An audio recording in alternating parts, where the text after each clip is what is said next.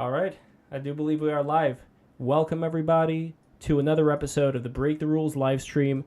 I am your humble host, Lev Polyakov at Lev Po on Twitter, and today I'm joined by a great panel to talk about the recent happenings with Kanye West, or Ye, as he is known right now. We are going to get into the nitty gritty, digest all of this, and figure out exactly what's going on. So, with me, we have the wonderful Katherine Brodsky, who I am always a big fan of having on the show. Katherine, I've known her for a very long time. She wrote for Washington Post, Wired, Mashable, Variety, Newsweek, Esquire, Playboy, Vulture. And you are somebody with a lot of media expertise, and thank you for being here. Josh, you were the person who inspired me to do the stream in the first place. Oh. Yes, you were. Yes, you were. And you are a very, I would say, controversial, super fun personality, host, thinker. What would be the best way to describe you other than those things I just mentioned? I don't know. I just think I'm a normal guy who looks at the world and it's all gone insane. You know, I think I'd be like me today, 20 years ago, just be a normal guy walking around, you know? I wouldn't think to do a podcast. Well, not that there was really podcasting back then, but I wouldn't think to do anything like this. And finally, we have the wonderful Sophia Spiritualite, formerly known as Hotep Sophia. I'm always a big fan of having you on BTR, and I really appreciate you coming down here. You have been getting much more spiritual lately. You're into astrology. You're into figuring out that aspect of it that I think a lot of people ignore, as well as knowing a thing or two about the music business, which we're going to get into as well. So everybody who's watching, once again, don't forget to like, subscribe, need those super chats, because we are going to be addressing the super chats later on as well. But also the first thing that I just want to say, well, first of all, I want to say congratulations on having the first all-Jewish panel on Break the Rules history. There we go. Hey, we made it. There we go. Wow. So, and the second thing that I should say is that I do find the singling out and the accusation towards any group of people that are, like genetically, that had nothing to do with being in any particular group, that just happened to be in any group, whether we're talking about people with different color skin or whether we're talking about, any group whatsoever of that nature, I'm completely against that, and I think that there is something kind of sick about that, about pointing fingers and saying that one group, no matter who the person is in the group, that they are destined to be in this particular way, and that's it, and we're just all going to go against them. So that's the one thing that I have been seeing from the seedier parts of the internet for a pretty long time. But I think it is important to bring up what's going on right now with Ye, because while he does bring that aspect of it up, he also brings up, I think, a deeper part that's within a lot of people today, especially when they see censorship of whatever it is that they say, and that causes them to react in the way that they do. So I want to see if we can kind of separate those two aspects.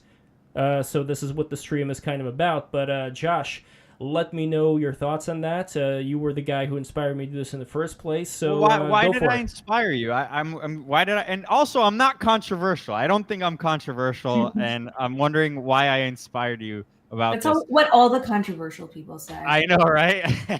Also, we say it with a smile on our face, like we're like that mischievous like kid in the classroom, like, "Whoa, I didn't do anything. What are you talking about?"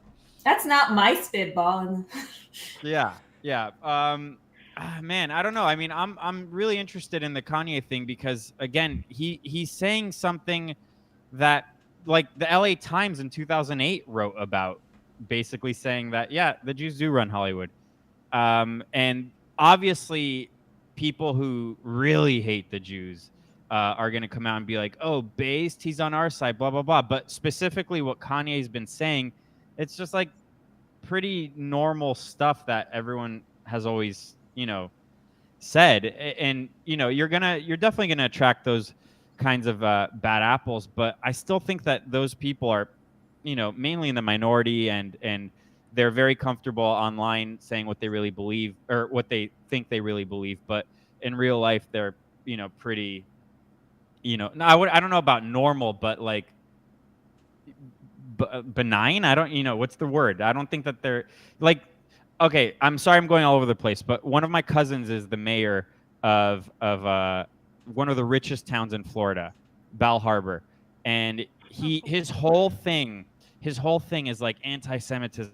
It's like the worst thing in the world. That's basically his whole platform. That's his shtick. So he found his niche, whatever. And he's like this with DeSantis and all of that. So he's a Republican, a conservative or whatever, but his whole thing is like Kanye West can incite violence. I'm like, okay, so that's basically the same talking points of the left. Like, you're really not that much different. It's just your cause is anti-Semitism. Even though I want to speak, I want Catherine to go ahead and Okay, go first. well, Yeah. I will address that a little bit because I think there's a difference between saying something that can be objectively true. So, for example, you could say there's a lot of people who are Jewish in the entertainment industry, because if you look at the history of the entertainment industry, specifically the film industry, having its roots in vaudeville, and then that was, and then sort of when the film industry started out, it wasn't a particularly desirable area to go into. It was kind of shunned, seen as kind of dirty. And there weren't a lot of areas where Jewish people could work in and were sort of accepted. So they had to build their own and were very entrepreneurial. Mm-hmm. And so as a result, if you look at the film industry historically, there were a lot of, that's where it started. It was built up by Jewish people. And there were other industries that were built up maybe by other kind of ethnic groups. And so I think it's fair to say, as a result, you have a larger demographic that is Jewish. I think it's changed a lot over the past few years, especially given how huge that industry is these days. People with a lot of power these days aren't necessarily all going to be Jewish. You're going to have, they're mega corporations. So you have shareholders for the most part. You have a lot of foreign ownership. China. So you don't have the same level of sort of Jewish ownership as you would have had in the past. But more importantly, I think when you talk about these things, it's like people conflate a lot. So as opposed to saying, okay, there's a lot of, Chinese people who do this, or a lot of Jewish people in these industries, and you just kind of state it as fact, if it is in fact true, which often it isn't always the truth. And so then you wonder, okay, why do people bring these things up? But let's say people state that and it is true and they've verified it and it's just coming from a place of fact. There's a difference between that when people are just coming from a factual place and they're just stating it with no real judgment, versus when people start attaching feelings to it. And those feelings could be judging, negative, and they're starting to judge a whole group of people on it, and they're sort of hateful about it, or resentful about it, or jealous about it. And that's, I think, where we get sort of into trouble with it, as opposed to being, okay, there are like a lot of people of a particular group that happen to be in this industry. So I think that's where we have to really make those distinctions. And I'm capable of I've had many conversations where people, it's like, that whole thing is like, when you see it, you see it. There are times where you can have a conversation with someone and they'll make a joke about, say somebody being Jewish, a Jewish joke, right? Mm. And it's just genuinely funny. And I don't take it as anything but just being funny. And it's maybe basing itself on stereotypes, because it's making fun of those stereotypes, versus somebody who's coming from a different place, and you really recognize the difference. And I can very much recognize the difference when I'm talking to someone where they're coming from. But I'll turn it back to you, Lev. There is also, even though I'm supposed to be the moderator in here, there is one thing I want to add. There was a comment over here from End of the Line Joel, not really sure what that means, who says, why does the U.S. left not support open borders for Israel, but they support it for other countries? So here's the interesting thing that I find. The leftists who are Jewish tend to be some of the most Jew-hating people I've ever encountered when it comes to their opinions on Israel, for example, and they do not want any support for Israel whatsoever. And it's funny how everybody lumps Jewish people into the same monolithic group, which is why when we are talking about expanding oneself from being in a particular bad state, like when a lot of Jewish immigrants came from poverty to the United States, it wasn't just entertainment. Entertainment was a part of it. Hospitals, jazz, well, jazz entertainment too, chess, various other professions. If you look at the top of a lot of these professions, you are going to find people which have absolutely nothing to do with any kind of nepotism, because there are certain things like chess where you have to be at a certain level in order to do it properly. You're not going to cheat your way to chess. Well, unless that young guy, that was a recent story, but they found that cheating, so he's getting in trouble.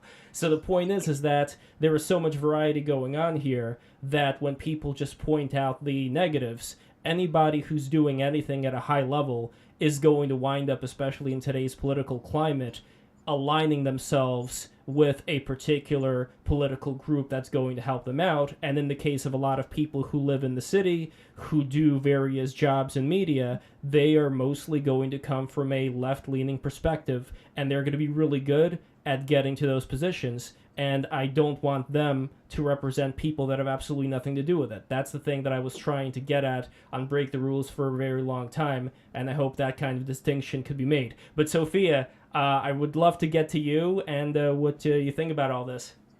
So I just want to make a couple points, and I hope that it's like not too much from Kanye's perspective, right?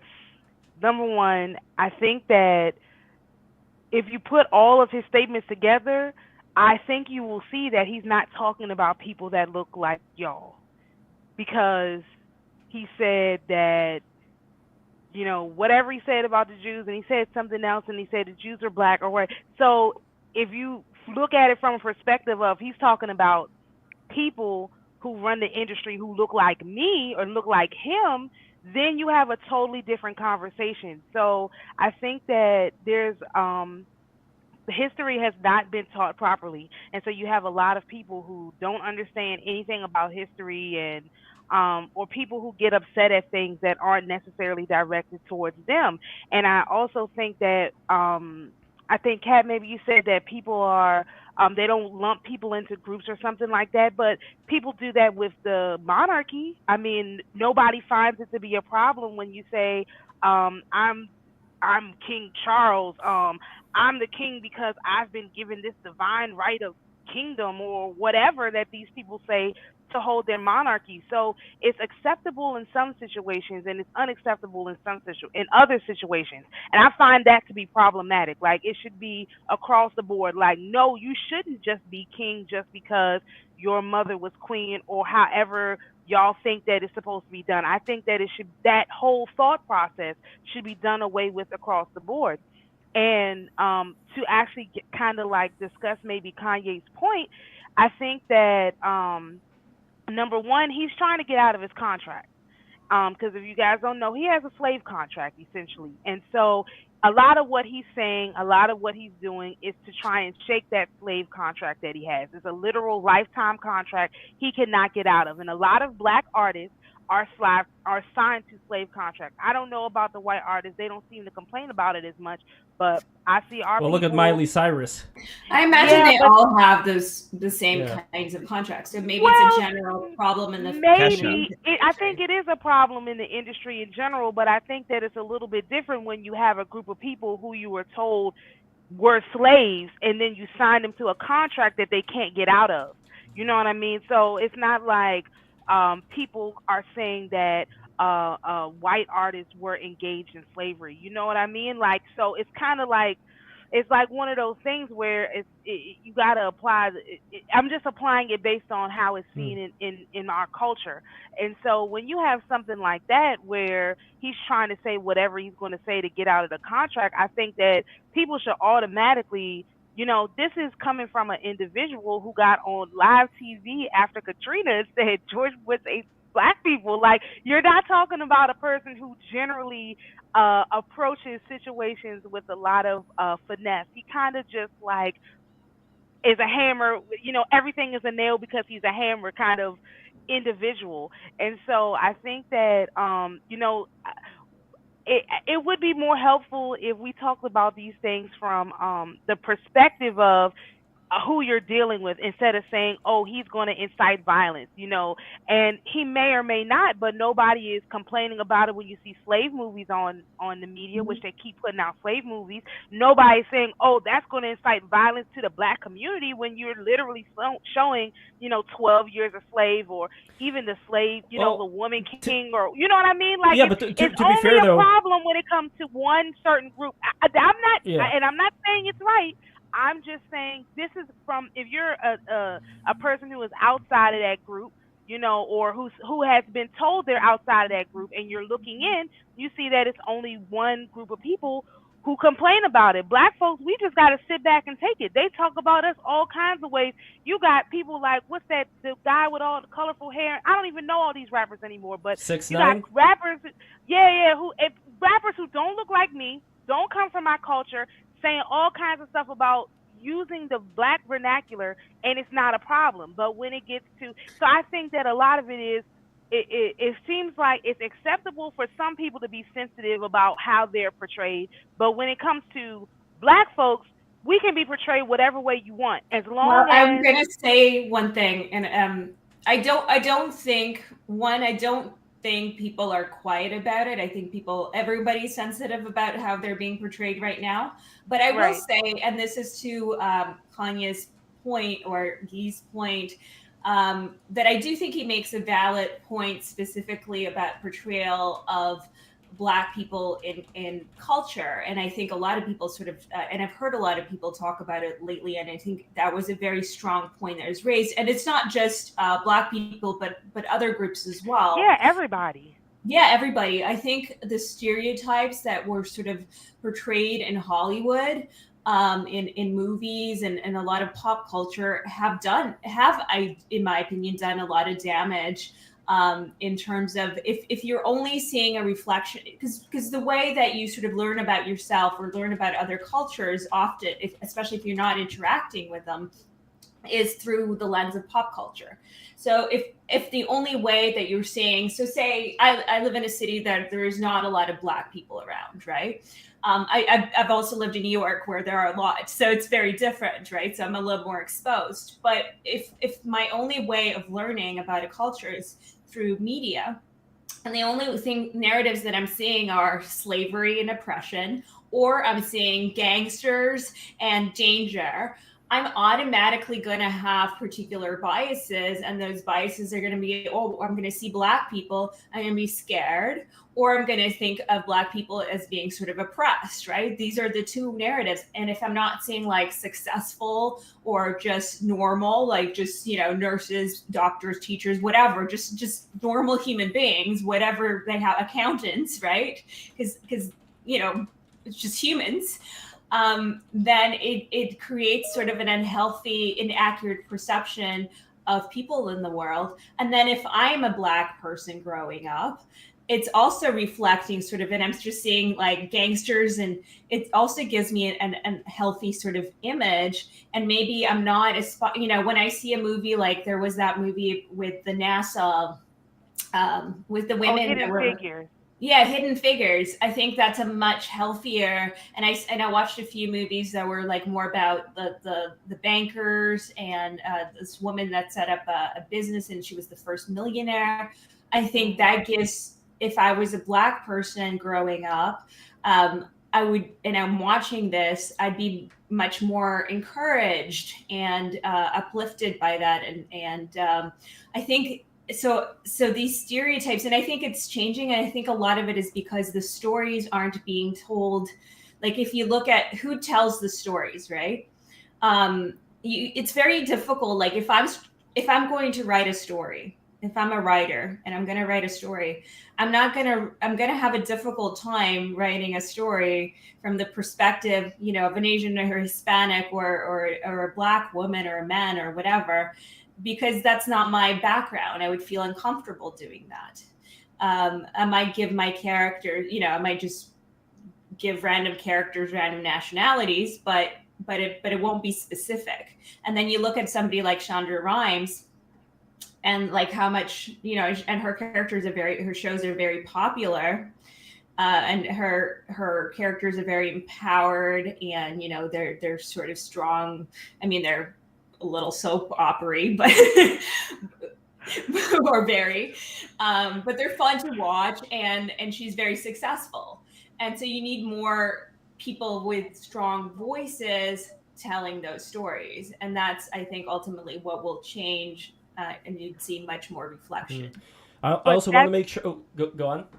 I was just going to say, but that's exactly the point Kanye is making. There's gatekeepers, and the gatekeepers are not allowing people to come in and tell the different stories. And so I think that, you know, if he's pointing at gatekeepers who look like me, for example, and not like you guys, you have a, not to be racist, but you know what I mean? We don't look the same.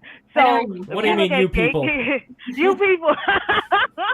If he's talking about gatekeepers who look like me, then you do find stuff like Shonda Rhimes to be problematic, and I could give you a whole list of reasons why her and Ava DuVernay and all of them are extremely problematic for images within the Black community, because again, they portray Black women a certain way, they have Black men a certain way. There's lots of cowboyism.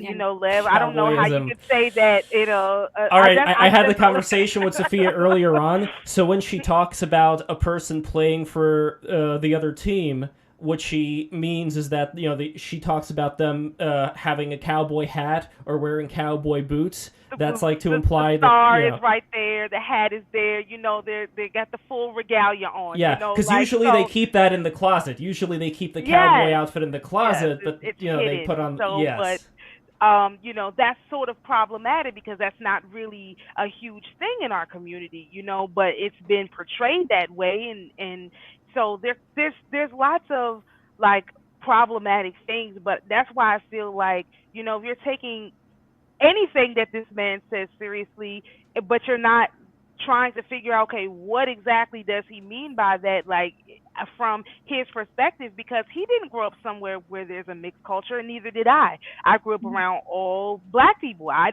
had no interactions basically with white people at all. There was no white politicians, and you know, no white teachers, no white anybody. I grew up around all Black people. Yeah, he's from Chicago, so he had a very similar. If you're from the hood, you don't grow up with. It's not diverse. And so when you are looking at people who are just like, you know, you all may not be used to diversity. I wouldn't have. So if the only image I see is of this, you know, person of particular culture come in and they're all lawyers or they're all doctors or they're all whatever they are, and I have no understanding of diversity because I didn't grow up with any diversity. It was just once I started making money, all of a sudden now I have all this diversity around me, then you will have to, it's kind of it puts a different spin on it. And I think that that's something that nobody is really considering because, you know, I'm from PG County in Maryland. It's 90% Black. I literally did not have not one white person at my church. It was like maybe one white person at school.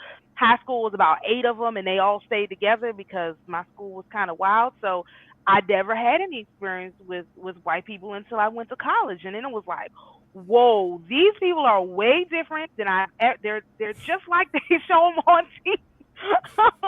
They're just like they show them on TV, and it was a very unique experience that I definitely, you know, it's very weird. You know what I mean? And so that's kind of like, I would say, to argue Kanye's point, that he comes from a place where he doesn't interact.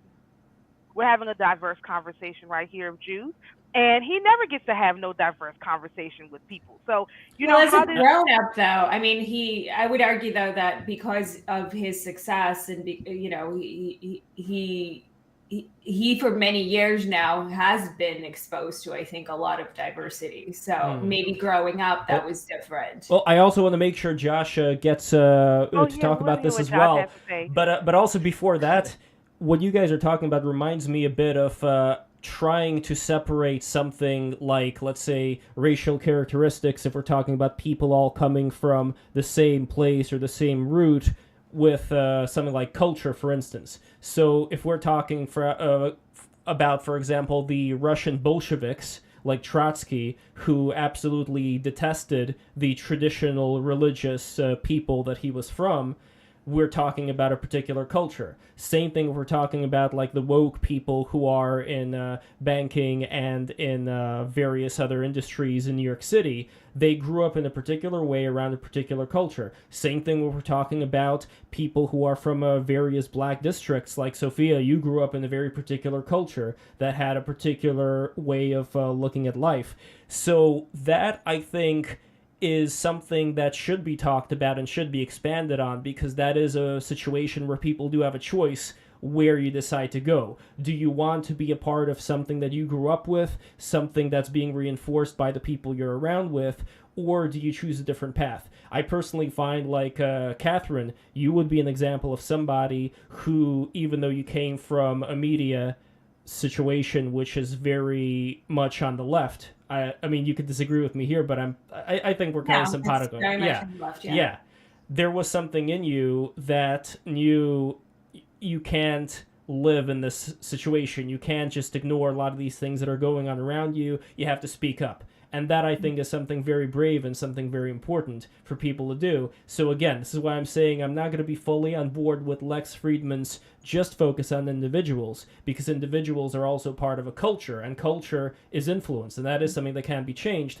But Josh, what do you make, because you are also from the Hollywood side of the street, what do you make of the current culture? Because you were talking about how a lot of the people that people say are Jewish, that they are atheists, and I'd say that there are a lot of atheist Jews who nevertheless are incredibly kind-hearted and only want to help people and don't have this leftist bullshit going on. I would like Nina Paley. Like Nina Paley, exactly. So I would I take love her. I love her too. I would take her out of that equation 100%. But what do you think it is with the particular people we're talking about in Hollywood, in the media, who do have very bad agendas, and where would you say that comes from?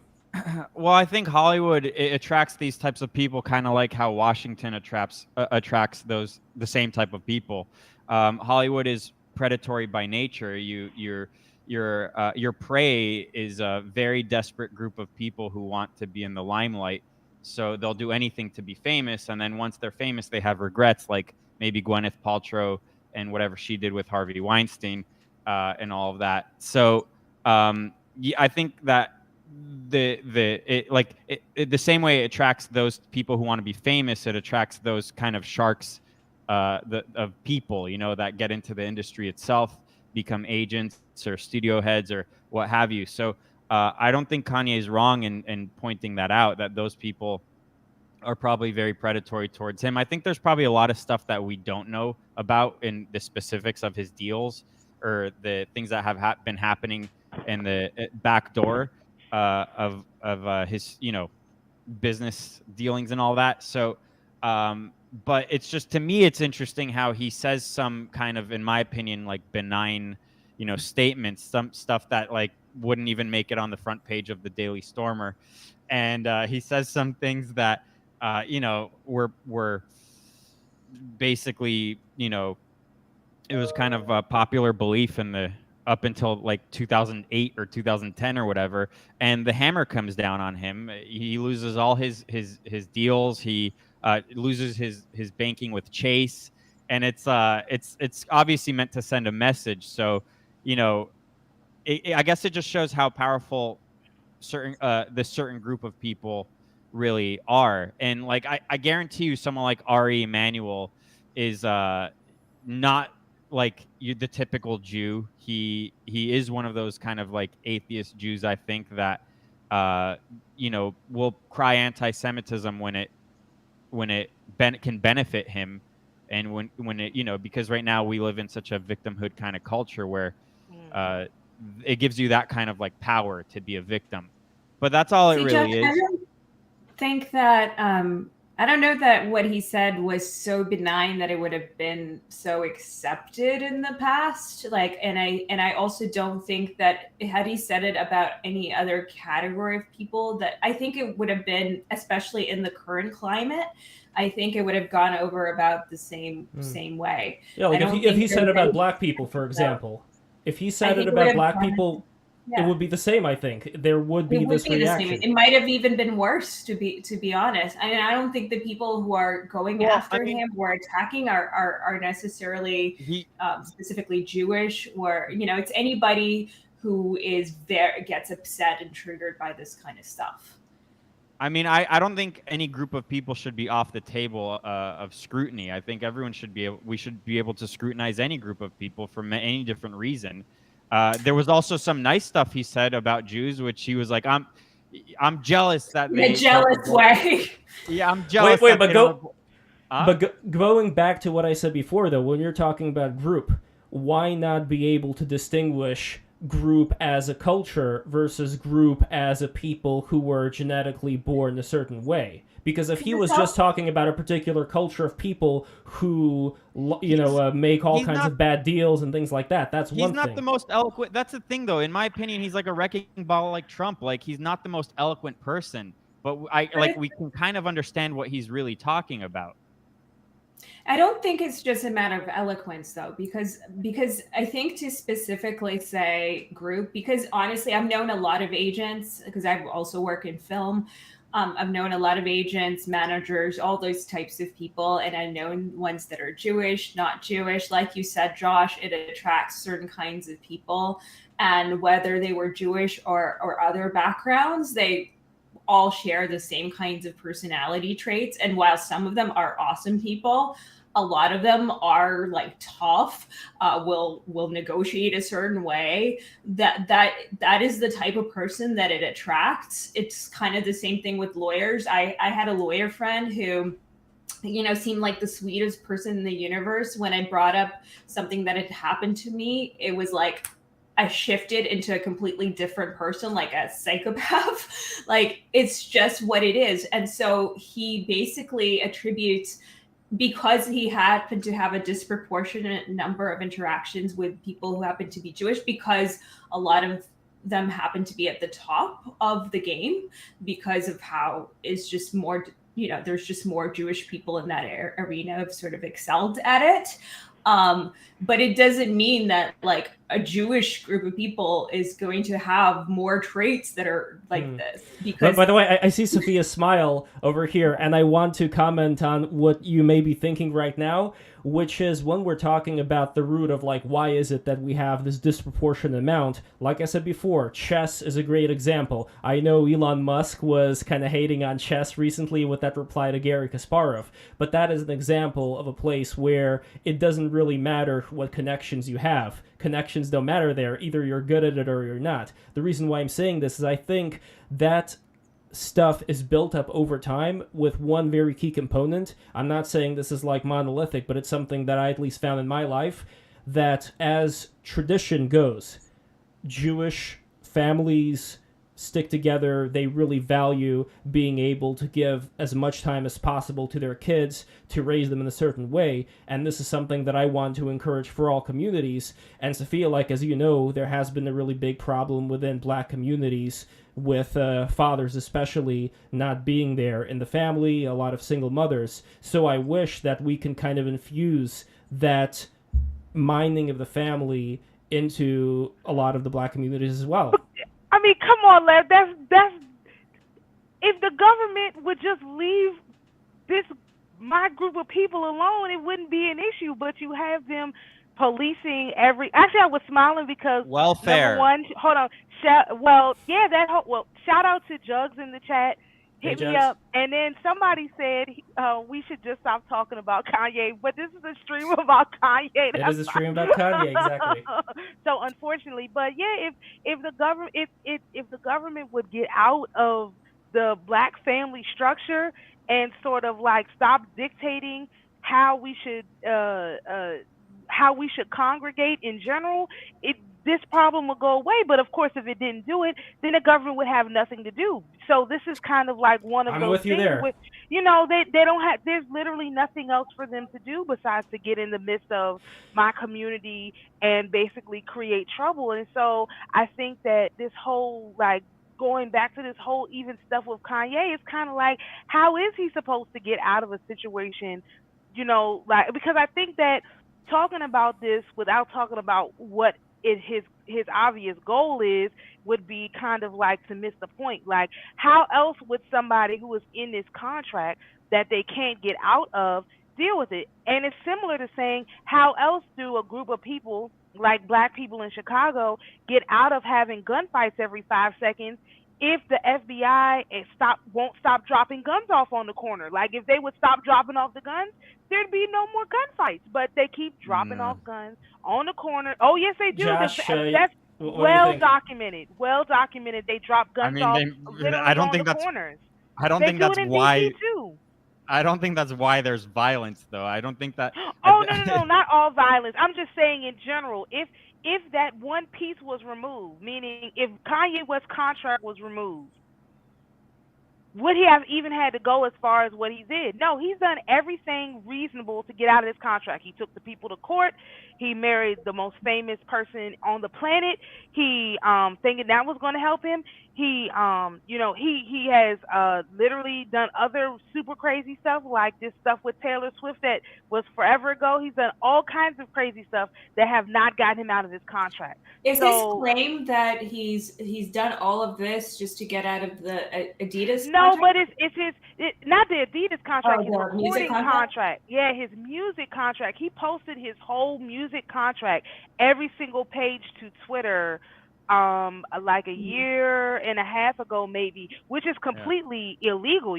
That should have been grounds for cancellation of the contract just because the whole thing was posted, and yet nothing happened. And so he did take this was a court case that he took his record company to court to get out of his contract, and they have done it for other people, but they wouldn't let him out of his contract.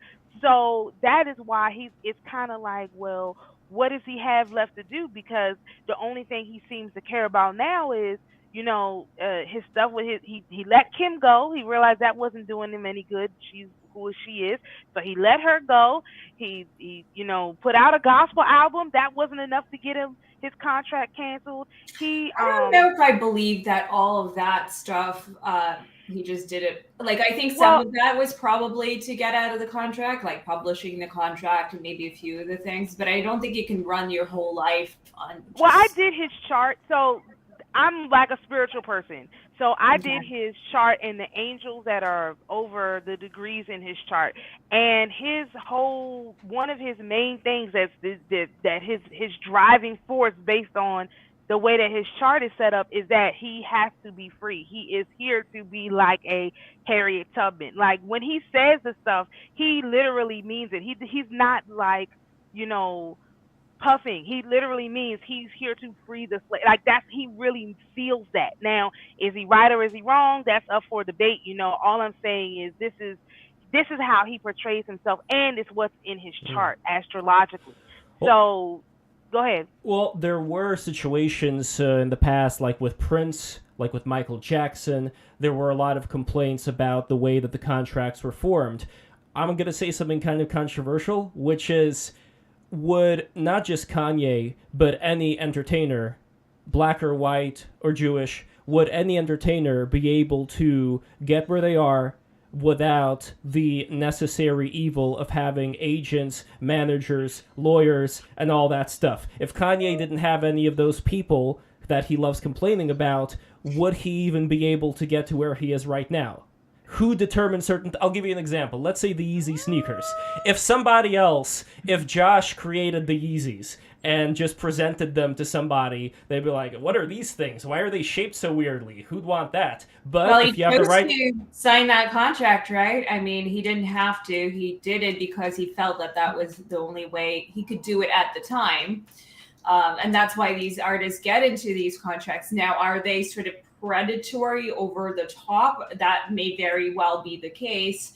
I mean, I also, like, long time ago did have a very tiny taste of the music industry, and just observing it more so, and just seeing how many people do very quickly prey on young artists, and all these people that approach you as soon as they learn you're like a singer or a musician. And people do take advantage of people, especially when they're early on in their journey. But some of these people hit big, some of them don't. And I I mean, mean, could there be a different way of doing it, though? Because it seems like this is the necessary evil of this industry, that the people who are going to put in a lot of time into promoting you, they're doesn't going to mean want it's to... perfect. Yeah. It doesn't mean you shouldn't have an out. Like if his contract is that long, like I don't think it should be to that extent. Like there should be, if they're putting all that work in, I still don't think that it should be based on that like love. Like he should still be staying there because they're providing him with something that he's happy with. But they should have some level of reward, like maybe a percentage of his income for a certain amount of time. So they're rewarded for believing in him early on. But he should be able to change, I think. So I think this was kind of the point that he was making, because the contracts don't have to be written the way that they are, but the people writing the contracts and the people bringing him the contract, the people writing the contract, the people funding the contract are what he called the Jews. So if you have the contract written, funded, explained to you by a particular group, how do you get out of not having that perspective? I mean, I'm not saying he's right or wrong, but it's like it would be different if it was a variety of people, or it was diverse. But why isn't it, though? That's what I don't get, because there are examples, let's say, of Suge Knight, who, like, I heard that the guy who made the cover art for some of the Tupac albums, he was talking about how nice Suge Knight actually is and how he helps out the community. But Suge Knight also, he ran the guy over. He did a lot of bad stuff. So yeah, but I mean, again, this is why I'm saying you're talking about groups of people who. He's talking about distinct groups of people. So, like I say, my theory is that there's groups of people who are running the scene, running things behind the scene who look like me, and there's groups of people behind the scenes, or more so in front of the scenes, who are running the system that don't look like me. And I think that his comment was incendiary enough to attack both groups, because Kanye was signed to Jay-Z, who is a huge problem in this situation, who no one ever brings up. And Jay-Z is an insider. He's one of these people behind the scenes making deals. Exactly. Jay-Z is Jewish. He's a Jew. That's the J. That's the J in Jay-Z. I mean, he's a Jewish? Hebrew, No, it's because of the Black Hebrew. So okay, so you're saying that he's looking at it through the lens of the whole Black Hebrew thing. So yeah, there's the Black Hebrews, the Black Jews, the Black Hebrews, and then there's the Jews. And so that's why I'm saying what Kanye said was like it's like a double-edged sword. He wasn't just calling out the lawyers and this and that. He's calling out the people who tell these lawyers what to do. And it's a belief of a group of us that there's people who, and I know because I'm from a Black area who had all Black politicians, I know that there's a group of Black people behind the scenes who tell everybody what to do. For example, I was just complaining about the government. The government in D.C. is basically run by Black people. So I can't complain about people who don't look like me without complaining about the people who do. And it would be foolish for me to make the statements without saying, look, it's not just, that's why I say everybody, it would be helpful if the whole thing could be up for discussion instead of people feeling like they're being attacked, when in fact he's trying to, it's like a double-edged thing. He's trying to expose the ones that you see that call themselves Jews, and then expose the ones that you don't see that also consider themselves Jews. But here's the difference, I'd say. When it comes to the attacks that go on, let's say in Brooklyn, it's become pretty common to hear about these very Orthodox Hasidic Jews being knocked out by a gang of Black teenagers. That's something that happens very often. I do not expect the same to happen from, let's say, Jews or white people who would gang up on Black people in the hood and start attacking them. I have not seen examples of that occurring. So when people say stuff like that, you would expect that not everybody's going to think about it in as nuanced of a way as you do. Most people who are hearing a lot of that stuff, I don't think it's going to help with the knocking out. And that's the big problem here. I think that's really, when it comes down to it, that's the problem that a lot of people who, when they talk about Kanye and anti-Semitism, I think that's in the back of their minds because they've seen it. And they've seen it happen pretty damn often. But I think it's some people who have seen. I've never seen it. So again, if you have somebody who doesn't live in a diverse community with a lot of Jews, maybe you live in you're white, you live in the Midwest somewhere. You've never seen this type of thing either that you're discussing. I think being from New York, you know, being in New York, you see a lot of things that people. So there are groups of people who would hear this thing, be like, "What is what is the problem?" Then you have it becomes a, you know. Basically like a Twitter problem, you know what I mean? Like, because if I weren't on Twitter and I didn't know you, I would have no idea this was going on, because I just wouldn't know. I mean, I don't live in an all black area anymore, but there's not. I'm in Florida. There's not like a lot of Jews where I am, so I didn't know this type of stuff was going on until I actually had the conversation with you, and you were saying, "Well, this is causing violence," and I was like, "Oh, I didn't even know that. I hadn't even thought of that as an option." So I think that being able to have the conversation without it, you know, resulting like we are, without it resulting to emotional, you know, epithets, is helpful, because there are people who are not from, you know, diverse areas who would never know this stuff was happening. I think that is a fantastic point, because I think sometimes we don't consider, even for me, like, you know, sometimes I hear about things that experiences that people have in the US, and I have only really spent time in cities that are like New York or LA, or, you know, I've been to Chicago and Hawaii, you know, like, so very specific kinds of places. And I haven't really spent a lot of time in mid-states or particular kinds of areas. And the experiences of people can be very limiting and very completely different. You know, your universe can be so different. And if I look at it through that lens, like, it does give me a little bit more empathy, or a different perspective, or a different understanding of what's going on.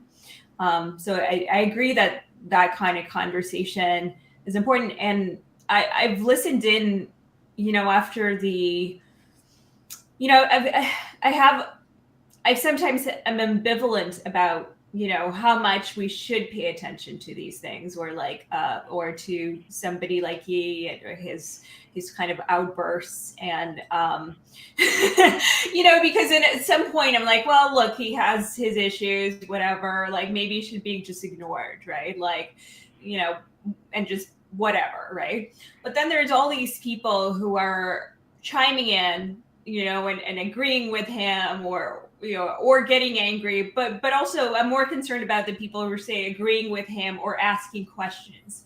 And some of these people, you know, are maybe just genuinely hateful. But some of these people, I think, are genuinely confused or have a different perspective, because maybe their information or worldview is limited to what their experience is, or it's coming from this, like, they don't know what they don't know. And so if he's having these questions, maybe other people are.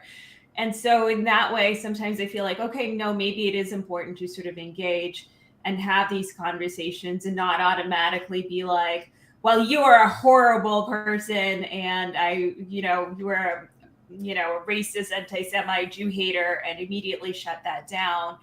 And I've listened in on some spaces where people would have these conversations, and sometimes it's like a little bit, like, can be a little bit triggering, but I try not to let that get there for me.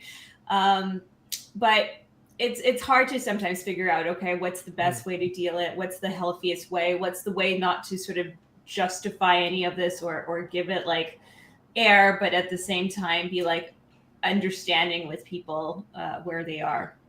Well, one thing that yes, go for it. No, I was just gonna say, this kind of reminds me a little bit of the Me Too movement in the beginning, when it was really about children being raped, and then all of a sudden the feminist women in Hollywood were like, well, we were exploited by Harvey Weinstein, but originally the movement, and by the way, careful with the YouTube algorithm.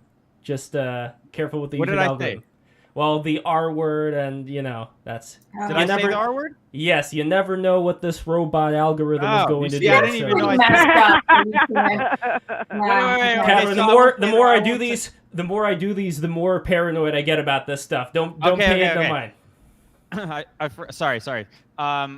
Those women, the actresses, they basically commandeered that whole movement and made it about themselves, and then everyone forgot about the children that were, being taken advantage of and all that.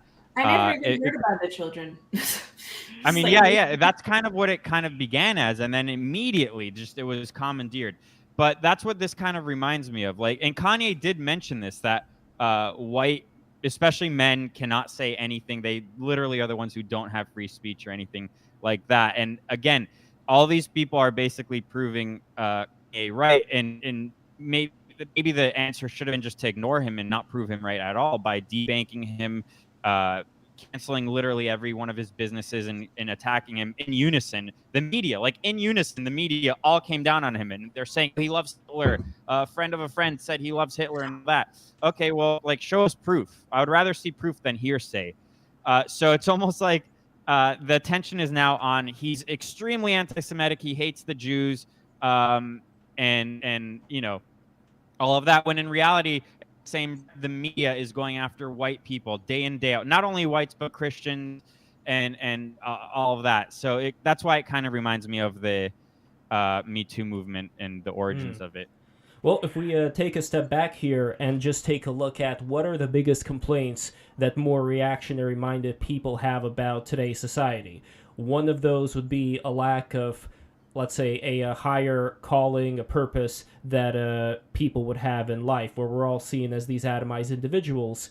Another one would be economical problems. People would blame whatever machinations are being done in the world of finance for the state that a lot of people are living in today, where things have gotten a lot more expensive, bad things with relationships. There's a lot of crudeness going on in culture as well, as far as what are certain things that are being promoted. Like recently there was this, I don't know if it was a Disney Pixar thing with this, very fat girl who was a ballerina.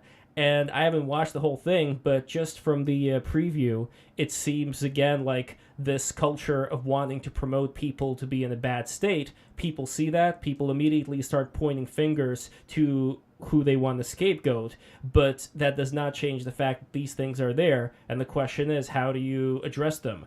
Are there particular things that must be changed for those things to go away, and if so, what are they? Or is it something that's beyond anybody's control at all? So I don't know, Josh, what do you think of that? Then I would love to go to Sophia and then Catherine. It looks like Sophia wanted to say something. Oh, okay, Sophia, yeah, go first. I just wanted to just make a point that part of the thing about, because I was going to make a comment on what Josh said, part of the thing about learning to, like, when to pay attention to people and when to ignore people is a huge problem within our culture in general, because I will give you guys an example that came to mind immediately when you said that.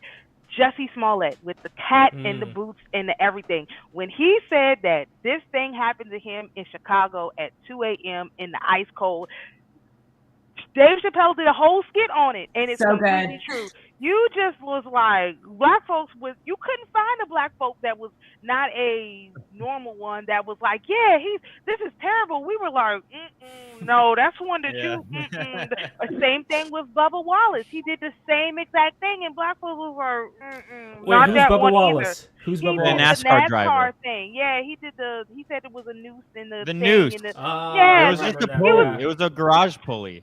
Exactly. So there are lots of situations where if people had a little more discernment, they could look at a situation and say, like I did, like, okay, what is he talking about? Why is he even talking about this? Well, his wife is gone, his kids, and his this and this. Well, what is it really going back to? Then you would look and see, oh, he has this court filing. He doesn't want them to. He's worried that they're going to what is that? Put him in psychiatric hold or whatever crazy. He's fearful for something. So when people are fearful for something, then, or like in the case of Jussie Smollett, they're trying to. He was also fearful. He was fearful of losing his job on that show, and so next thing you know, he's like, okay, I got to get all these people together behind me so that I won't lose my spot on this show. It's the same kind of thing. And so when you realize that people are coming from a position of fear, then you can evaluate, this is probably something we could just let blow over. But by everybody responding, like you said, and just canceling him, or just, no, first of all, no one wants to debate. If you talk, now I'm not a Hebrew Israelite specifically, but nobody wants to debate any Hebrew Israelite. Nobody wants to debate any person who comes from that perspective, because there's videos upon videos upon videos about where Black Americans were, what we were doing, all this stuff. There's people talk about this all the time. So instead of talking about the issue of, the first issue he brought up of, oh, blacks were the Jews, this and that, nobody wants to talk about that. Throw that away. Let's just label him anti-Semitic for the other stuff that he said. So if the conversation would be had about that particular part, with people who are competent to speak about it, which I wouldn't consider myself the most competent to speak about it, because I'm more of a spiritual person than that kind of research type person. But if they would talk with somebody who did know, then it would be a totally different situation. But they are trying very desperately to keep that particular thing that he was talking about under wraps so that people don't discuss it. At all. No one is talking about it. The only thing I would add there is that, like I said before, it's more about perception, where, like I told you, Sophia, when we talked, that I never saw myself as being Jewish before I started doing these streams. Like, I knew that I was Jewish, but it wasn't really something that I was paying attention to. And all of a sudden, as soon as the stream started, I did not want to say, that I'm not Jewish. Yeah, I'm Jewish, whatever. But that was something that people started grabbing onto. I'd say that is the history of a lot of Jewish people, where the unity, you could say, also comes from everybody always reminding them, you're Jewish, you're Jewish, you're Jewish. And that is something that, exists. And because it exists, it's not the matter of Jewish people always wanting to think of themselves, unless they're like religious, as being Jewish. In fact, I would say that throughout European history, there was no group more than Jewish people who were assimilating. So much that you wouldn't even know it today, because back then,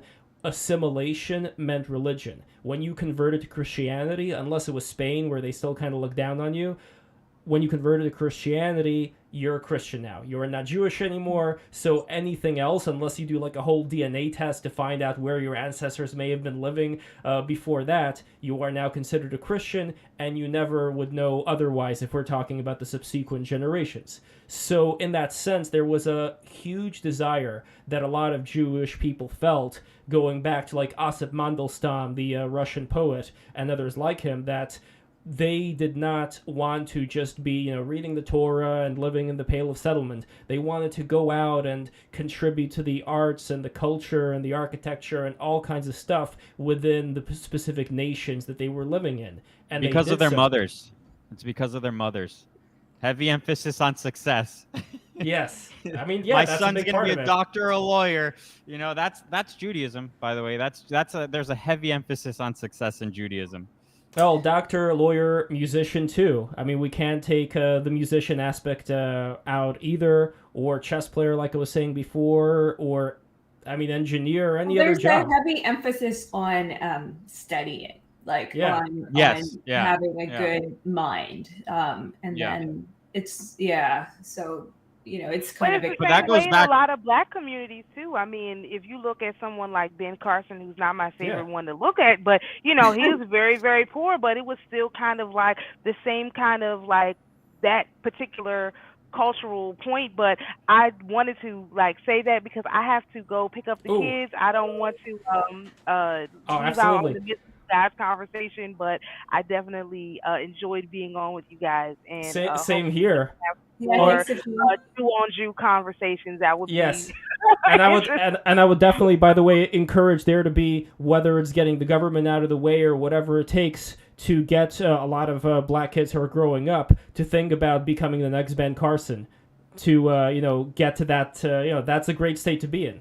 Or whoever, but I think there's absolutely no reason, but because It's just the government. It really, unfortunately, the government has got to go, and until it does, we're going to have this whole issue continue. So, but you guys have a great day. Have a great day, Shalom, Sophia. everyone. Thank you. Thanks, Thank you so Sophia. Shalom. Yeah. Thank you so much for being here. All right, so we are going to move on to the second part of the show here, and I really appreciate everybody being here. Don't forget, once again, to like, subscribe, all that good stuff. Click the bell. That really helps the algorithm out. But I want to get back to the question that I asked originally, which was, what exact things that people who are more of a reactionary nature, what exact things can we take from what they're talking about regarding finance, regarding the system, where it isn't just a matter of people making, the best decisions they could possibly make that end up screwing some people over, but people point to there being some organized level of manipulation and screwing people over. What can we possibly glean from history, from what we know so far, whether that is or is not the case? Because if that is the case, then there would be, let's say, certain things out there that people can, regardless of whether they're black, white, Jewish, whatever, that they can unite over changing in a more organized fashion. So I don't know, Josh, you've been in this world a little bit more. I mean, you've talked to the great water filter merchant himself. So curious what you think. I don't know. I mean, with regards to the entertainment industry, there needs. I think that. I mean, or even tech. I mean, look. I mean, Meta is falling rapidly. They're losing a ton of money in Meta, Facebook, and all that. And I think that like the woke stuff is getting so extreme that it's already starting to become apparent that it's detrimental to the powers that be that have been pushing it. Like Netflix, for instance, kind of realized that quite recently. And I think that they're starting to realize it's not a very good thing. And I don't. Maybe the Kanye thing is a blessing in disguise to call out the hypocrisy and maybe the way that things work behind the scenes. But I don't know. I like seeing that these companies are getting a taste of their own medicine. Like the movie Bros failing like immensely, and Billy Eichner saying that if you voted for Trump or you're a conservative or whatever, you're not invited to see it. You shouldn't see it. Bros, that's Catherine's favorite movie, right? Best movie of the year. Inside joke, or you liked it? Or? I don't know what's happening. I've never seen Bros. I have no idea. The only thing I know about Bros is that it was supposed to be like a bromance between two guys that end up being no. A gay, romance. no? Romance. It's romance. Yeah, like full on gay, sex stuff, and it was kind of made in the same way that like the 40-Year-Old Virgin was, but except it's gay. Like gross out humor and all of that. Whatever, it failed. It failed, and then after it failed, he blamed that not enough straight people went to go see it and support it, and it's like, you told us not to. Also, we were never going to see it. Straight people didn't go see it either, so. Yeah, I mean, clearly, but I think that they're kind of shooting themselves in their foot just by the stuff that they've been putting out. No one's interested in it. I don't think people are interested in identity politics in general. Streaming services can maybe lie about it because they don't put their numbers out. But like, if you put out a movie in the theaters, the box office numbers are there every Monday, and you can't fake those. I think I was kind of joking the other day on my podcast. The Wrong Opinion.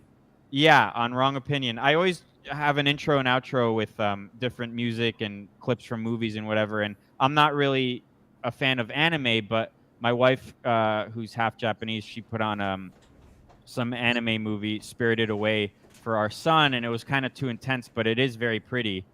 Yeah, exactly, Spirited Away. Like, very, very, very pretty. No global homo there. Like, it's just pure art. And so I use that footage, and then I was talking about that, how the stuff that comes out of Japan, it's just like the craftsmanship and the amount of attention to detail and the work that very obsessed. Like they more than anyone are obsessed with not only success but like perfection. You know, they're the ultimate Jews, the Japanese. I think Kanye, the way he can solve all of I'm this part is by just Japanese, so thank you. there you go. Yeah, Konnichiwa. Kanye, the way he can solve all of this is maybe by doing business exclusively in Japan with the Japanese. I Well, think. he is living there, isn't he? Like he went to Is Japan he? after his breakup with Kim Kardashian. Yeah. Ah, well, okay, then he knows what I'm talking about. And I think that they're probably pretty trustworthy people. I think he can be really successful there, and I think Americans should also take note in Japanese culture and try to replicate it. Well, there is and I'm curious, Catherine, what you think, but there seems to be a balance that we're seeking between community and liberty or individuation. So I like the Nietzschean idea of there being Apollo and Dionysus, where Apollo is supposed to be the principle of individualizing yourself, while Dionysus is more of this like chaotic, animal-like groupthink. This thing that overtakes you when you're drunk, when you're around a lot of people. There's a certain energy, which is very different than being very stoic on your own and seeing yourself as being apart from everything else, as opposed to being a part of everything else. And both are right and both are wrong. Like, you have to balance out those two forces. Well, we have no choice but to have both because we're part of a community, but we're also individuals. Yeah.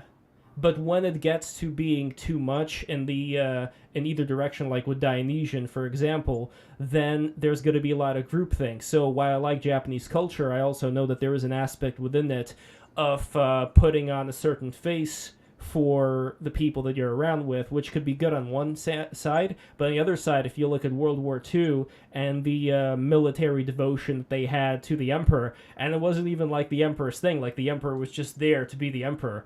So that kind of fanatical devotion ended up costing a lot of lives, and that's a pretty big issue too. Like when you have that kind of culture where you're not allowed to question anything, if you're lucky, things are going to be nice and safe, but then something gets flipped the other way and all of a sudden you're going to be doing a lot of horrible things just because everybody else is doing it. And that's, I think, an issue that we're experiencing here in the West as well.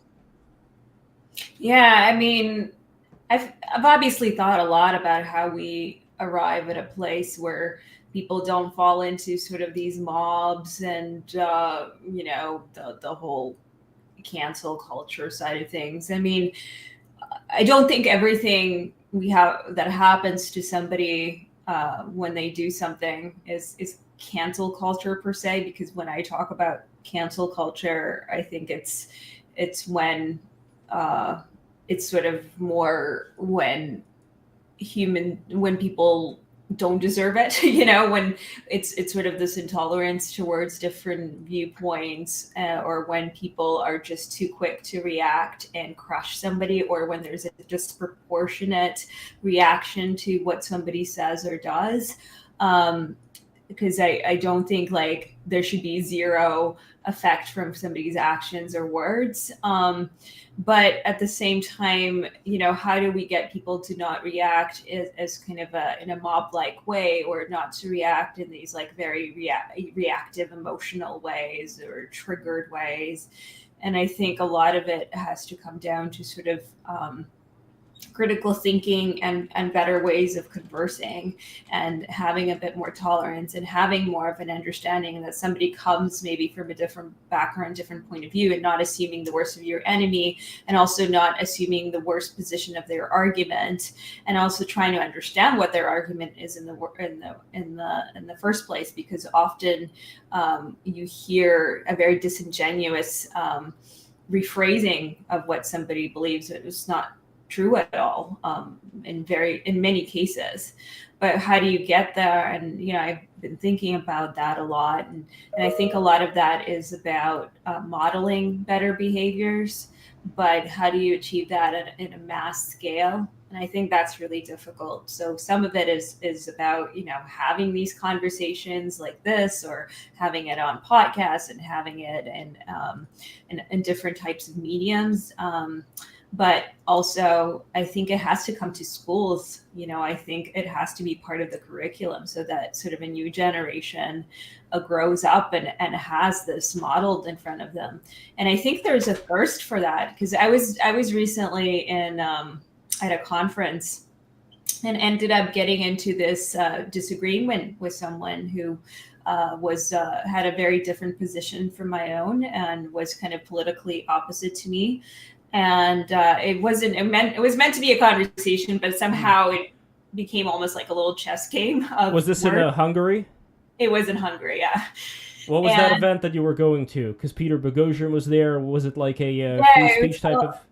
It was called Brain Bar, and it's like a conference about the future. And there was just very open kind of forum, and people had like really like ultra different viewpoints. I mean, some people were super woke, some people were super conservative. So it threw everyone together. Most people were European, but there were some Americans, and so it was really great in that way. And so the person I was talking to was more on the very conservative side of things.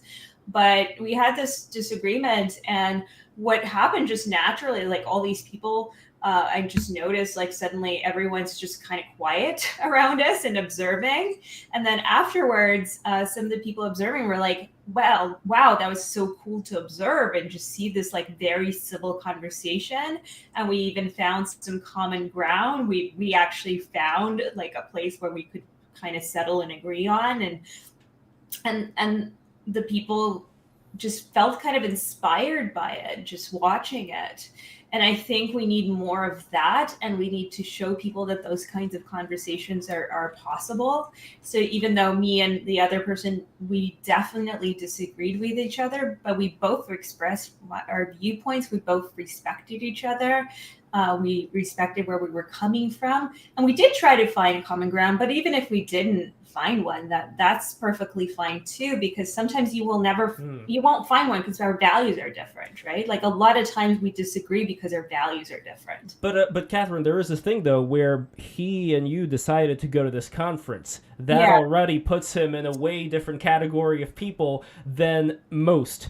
And this is, I think, the big problem here, is that most people are very irrational. Even the ones who think they're rational are very irrational. I mean, this has been, studied time and time again about people. So when it comes to actually getting people to think a different way, I wrote to you recently about how spirituality is something that more of the humanist-oriented people don't really engage with. They see it as a relic of the past. But I know, Josh, like for you, I don't know whether you are religious or spiritual, but this is a point that you were making a lot, how spirituality is something that people don't have today, and they suffer as a result of it. Or I think like spirituality, for instance, they transmute it into things like being a social justice warrior, or, I don't know, whatever. Like, what do you think about that? Yeah, I mean, everyone pretty much just defaults to narcissism when they, think that spirituality, religion, what have you, is a relic of the past. They become the center of it all, and then they, because they're the center of it all, they have to, put up the veneers of like, I am the savior, I'm a social justice warrior. I saw this girl. My wife showed me a screenshot she took of this girl she follows, like that works in the industry she was in, and is pretty big. And she was like, if you're not out there fighting day in and day out, for social justice and blah blah blah, because if you feel like there's too much going on and you're inundated, then that's white. Then you have all this white privilege. You're privileged, and you need to be fighting for these things day in and day out and blah blah. Okay, so that's your religion, and it's like the live, laugh, love version of religion. It's like the target sign, whatever target sign you find, you have a positive affirmation. Like that's what your religion became, and you are this like powerful individual because you hold these beliefs very near and dear to your heart that you figured out like this morning. That's what your beliefs you've ever have had ever since this morning. Whereas when you have these firm spiritual religious beliefs that were passed down to you from your parents, who were passed down from their parents and instilled to you from a young age, like that you know, obviously it's harder and it takes more work and all of that. But it's a little bit more real in the sense that there's like history behind it, and there's people that came before you that thought very deeply about these things and wrote about these things. But like BLM is since 2015, you know, and people are very um, massive followers of BLM, and you know, they don't care that they were duped. They don't care that the founders bought their homes in Beverly Hills or the Hollywood Hills or what have you. They don't care about that. They're going to stick around with BLM until you know, after the election. They probably won't, but so I don't know, with regards to myself, the older I've gotten, the more I've you know, revered religion, not only mine, but you know, Christianity and you know, others. I think it's important. I think it keeps people a little bit more humbled and centered. And we see the alternative. It's, you know, the TikTok generation. That's the real alternative. Which, yeah. Well, I don't know. Like, Catherine, do you agree? Do you think that people need a religion? I actually don't, but I mean, they need something. But I understand that some people do. I've come to realize that because it surprised me to what extent some people do. But I personally don't feel like I do, because I feel like I have a set of principles that I can have without the need for religion. But do you know the inner workings of those principles? Because you could say that you have principles, but maybe subconsciously they also come from some kind of spiritual striving that you can't define. There's no way for me to know. Yeah, it's been suggested to me, but I think I can define them because I've thought about them a lot as to where they come from. I can justify each and every one of them, I think, in their existence, or at least I should be able to, right? I do think that in terms of, however, in terms of thinking about, as Josh was talking, I'm thinking about why people feel so attacked whenever you challenge these new kind of religious dogma, if you might, what you might call that, right? Like the BLM or anything like that. I think because I'm thinking about, you know, when you go through like a deeply religious process, right? If you learn it in a kind of systemic way, you do challenge a lot, right? You go back and forth and you analyze the text, and you really should know it kind of inside out. But when you learn these new things, very often there's they're very lacking in information. If you scratch the surface, you realize that they don't know the information. Like if you ask, you know, them to say, what is the origin of BLM, or what is the history of this, or what is the history of CRT? Very few people are actually going to be able to explain that and know the details.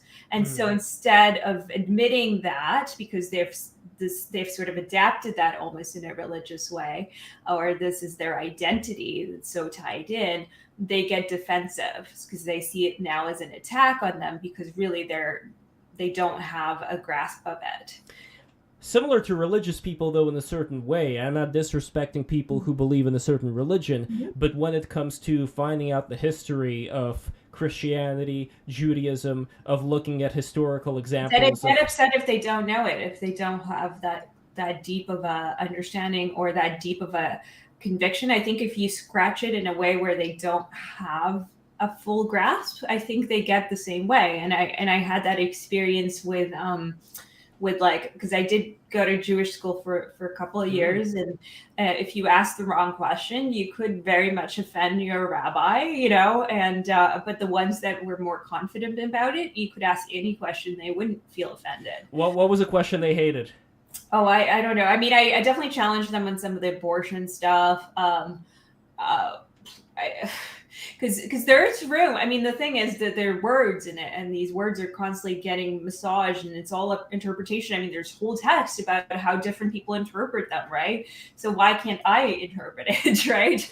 What makes these other people special? Well, there is something about Judaism which, even though you could say you have it in Christianity too, and to a lesser extent in Islam, there is a tradition in Judaism of rabbis almost arguing with God. where it's not this clear cut, I am going to bow my head and just blindly obey this entity, but there is like a relationship that goes on between a person and between God, that it's like a two-way street. I found that to be very fascinating, but it also leads me to believe that for a lot of religions today, unless people are just completely, putting the pillows in their ears and not wanting to consider alternatives, I think a lot of people are just turned off from the idea of, well, why should this be the right religion? Why should this be the right thing? While something that's a lot more guttural, which is, for example, thinking of how guilty you are for your white oppression, like that is something that almost makes you like Jesus in a way when you think about it. Like, I am gonna perish for the sins of my people. Look how noble I am. There's something about that I it gives think you power. You Yeah. can do something. Yeah. Exactly. But it doesn't. I mean, it never really made sense to me because, like, you really can't. Well, because I don't hold people responsible for sins that they did not themselves commit. So therefore, I can't also reward them for something that they had. They're not absolving anybody, right? So, yeah. But this is egoism, I think. But when it comes to being able to understand what exactly this is, I mean, I know I say it a lot and people kind of roll their eyes, but just consider the fact that we are living in a three-dimensional reality and we're so used to it. It's like, look at your hand. It's like 3D and like the room is in perspective. This is a very fascinating thing just to consider, that we are living in a three-dimensional reality. I mean, Josh is like right next to a fucking island, tropical paradise right now. It's real. This is real. This is not green screen. It looks real, yeah. This is going on right now, and we're just so used to it. Like, Josh, I don't know if you're fully used to the environment that you're in right now, but I'd imagine, like, the first several days that you were here, you were like, oh my god, this is so cool, this is so amazing. But does it last, or do you get used to it? No, you get used to it. I mean, look, I grew up coming here, but I've been living here for a year. And the gym I go to a mile that way, you can look out the windows and it's facing a field with like cows and stuff, and it's massive greenery. Like, this is the jungle basically, and there's just cows in front, and that's normal. Whereas before I moved here, I was going to a gym in the concrete jungle in Los Angeles, where you just look out and it just looks terrible, like just really terrible. But I mean, this is normal. I guess we all take for granted the environment we're in all the time.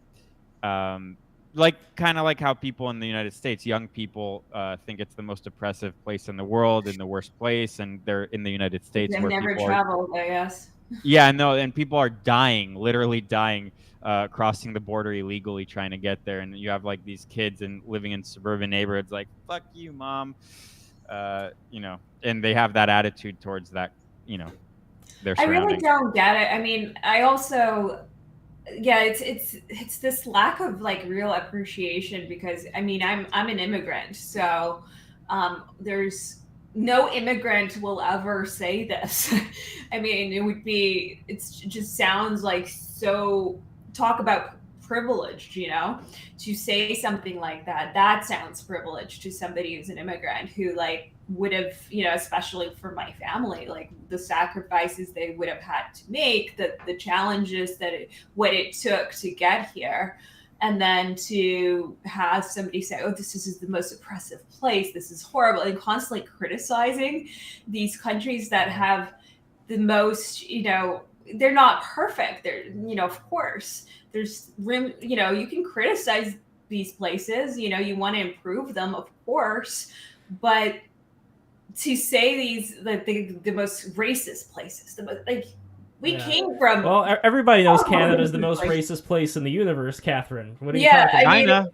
China is pretty racist. It's the most ridiculous, the most absurd thing. These people are so out of touch with reality. Like, they just don't. Yeah, but they just don't grasp reality. They don't understand the world.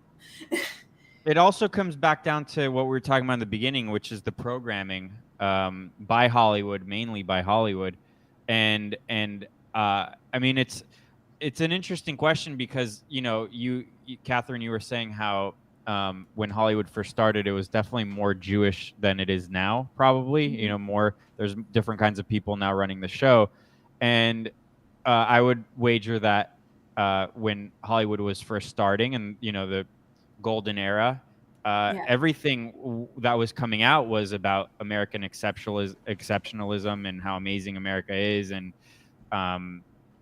now everything's kind of the complete opposite.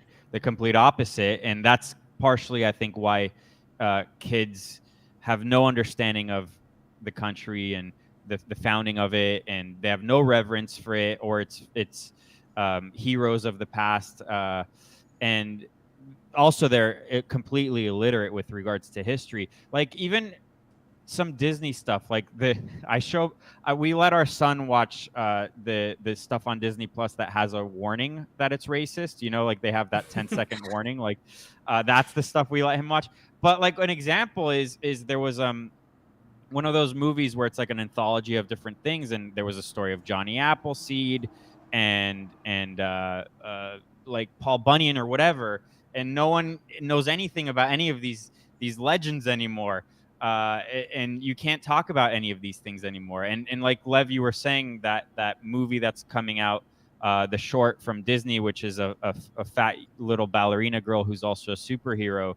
I mean, like literally even 15 years ago when Wall-E came out, that movie was predicting all of this, and not in like a good way, not in like we want this to happen. It's like this is what the future could be. And they're making it that future. Like now they did a complete 180. And that's the original Disney fat ballerina was a hippo, if you recall, in Fantasia. Yes, that was great. Yeah, she was dancing with a crocodile. Because she's really a hippo. They're supposed to be fat, you know? Humans aren't.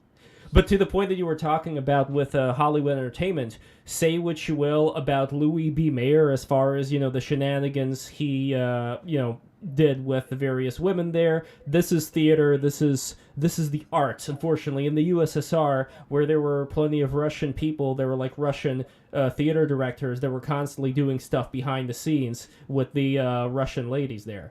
So when it comes to that stuff, that's going to be in the theater and the arts for millennia. That's just the unfortunate culture. But what Louis B. Mayer did is that he emphasized family, friendly, emphasizing all of these good qualities that he wanted to portray in films. Now, you could say, well, maybe it was because it was the environment of that time, but regardless, there wasn't any, secret plotting there to, make for a demoralized country. There were things that did uplift people, and unfortunately, I think people are too egotistical today and want to show how sorry they are for Western civilization, so they're doing the opposite.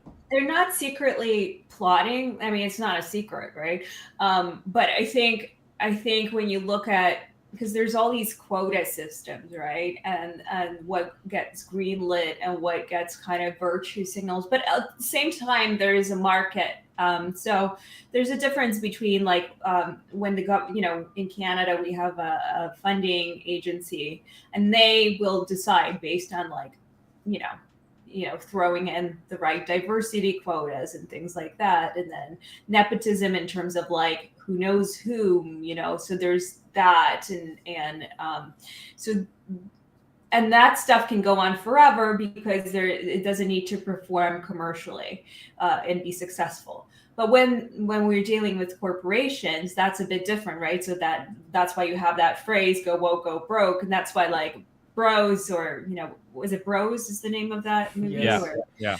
I mean, it didn't look appealing. And I'm actually somebody who like, I'll watch a gay romantic story. I don't care. I watched one on Netflix with Neil Patrick Harris. I watched a whole TV series. What was it? Not me. Remember Brokeback Mountain? Yeah, no, but it was like whatever. It was a comedy, but a middle-aged guy, his husband or partner leaves him, and last second, I don't think they were married. So, anyways, it was like I thought it wasn't bad. It was like I kind of enjoyed it. Whatever, I'll watch this stuff that's quote unquote woke if it's any good. But it has to be good. It has to appeal to people, and at a certain point, these companies, they can't continue making crap and just having these quotas because people are just not going to watch it. some people will still watch it, but it can't be that terrible for that long. So I think at a certain point, it's going to have to balance itself out. I like having diversity in terms of like every kind of diversity, right? But it has to be not just like diversity of race or gender, even though those are interesting too, because maybe, you know, those are different stories that give me a sneak peek into somebody's life who I would otherwise not have that ability. Well, but if it is a different story. diversity. I don't like the Mary suing. I don't like when people Mary sue a character in that if they're a certain color of skin, they're going to have to be perfect, because in a way even you're those like, people don't like it. Yeah. Because like, why not create a new story? Like, why do they need to like take some other character? Why can't they have their own? That does nothing for that person's culture either, right? Like, why not create a new superhero, or, you know, like. Well, yeah, I mean, they did that. You could say, well, Black Panther was in the new superhero, but even there, like with Wakanda is a fictional city, a fictional country, I guess you could say. And they do have certain aspects within that country of, you know, wanting there to be a strong border, not taking kindly to migrants coming in. I know it's kind of interesting, but it is still something that's, I don't know. I wish that we can look at entertainment without having to look at it through the lens of identity politics at the end of the day, but it feels like it's always going to be there, and there's always going to be complaints from people to say, well, how come I'm not represented, or how come they're not represented? But at a certain point, if it gets too much, people start being upset. People start thinking that I don't want to have things that are forced. I want it to be natural. But is there such a thing as natural? Like, or are we in this ideological battle no matter what, where if one tradition doesn't win out, another one is going to win out, and it's just like a battle of all these traditions? I think about all these stories that don't get told, that it could have been amazing stories because they don't get greenlit, or the person doesn't even bring it. Because I know that happens because I've talked to enough people who are fantastic writers or creators who just, they self-censor, or they just don't bring it, or they get projects killed because they don't have enough quote unquote diversity. So certain projects just get passed, and maybe the other projects that get made aren't terrible, but it still means that some projects get passed purely because they don't fit into the mold of what's like popular right now, or they're, you know, being created by white men.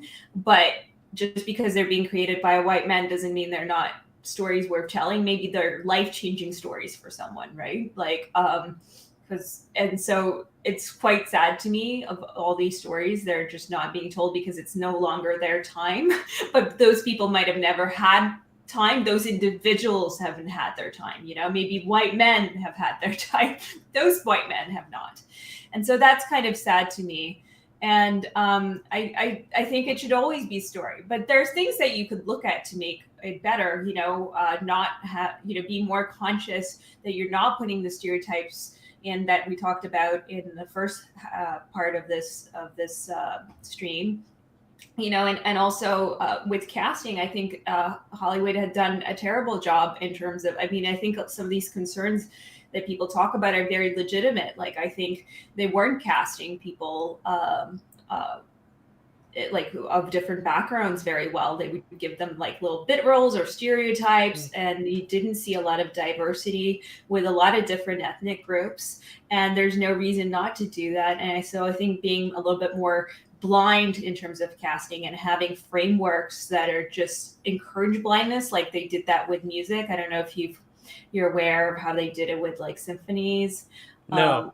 Okay, so basically they were trying to diversify it with, say, they had this theory that women were being discriminated against in symphonies. So what they did is put a curtain. So when they had auditions, they did blind auditions, and they even put carpeting so you wouldn't hear the clicking of the shoes. And it did change the outcome, right? But you did it in sort of in a way that wasn't, you know, pushing a specific demographic through just because just based on a quota, but you were just equalizing the opportunity, which is really what you want to do. So equalizing the opportunity for people. So finding ways to do that and fix the systems, because I do think the systems are broken to some extent. So how do you do it, but without like pushing quotas? Because I don't think quotas are good for anyone.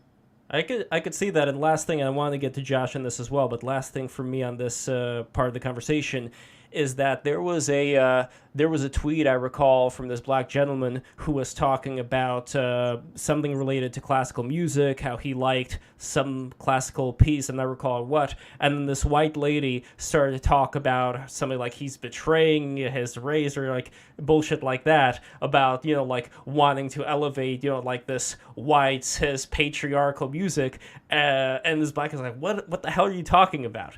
Because one thing that I don't like is this idea that the various cultures that we have, that we can't say that a certain type of art or a certain type of music piece can be genuinely better. I mean, it depends on location too. It depends on whether you're at a dance club or whatever, but still there are certain things that are better than others as far as various kind of pieces of music that come out. And the idea that people have to be relegated to, well, this is your music and this is not your music, I think that that's dumb, Yeah, I think we might be overcomplicating some of this. I mean, I think in a perfect world, filmmakers can, should be able to make whatever kind of movie they want with whoever they want. Like, and that's basically it. If someone wants to make a movie, an all-white cast or whatever, and for whatever reason, then okay, fine. And it's up to people if they want to see it or not. But everything is like, people are just shoehorning in all kinds of people into, like, that movie, The Green Knight, which was very good, like very well made. It was really confusing to me in the beginning. I don't know if you guys saw that movie, The Green Knight. Was that based on the Chaucer? I forgot. It's based on like some sort of like 14th century poem. Yeah, I can't that's remember. probably Chaucer. Yeah. And King Arthur and all that, and the boy that's playing King Arthur's nephew or something in the movie is Indian, from India in real life. And I'm just watching this movie in the beginning. I'm like, how are they related? Who? I'm more focused on that just because I was just very confused as to the relation of the characters. So it kind of took me out of it for that first half. I'm just like, wait, what's going on? How is he related to that guy? And maybe you shouldn't, he's a good actor, but maybe he shouldn't have been in that specific role, but I guess that it was up to that filmmaker. So I wasn't up in arms about it. Oh, it's like a Shakespearean license, like back during the Globe Theater days, men used to play women's roles. So when you're in that more of like this creative environment, that's one thing. But there are other things. Like there was this movie recently about this this African kingdom with these warrior women, where they ended up, from what I read, making a lot of fiction.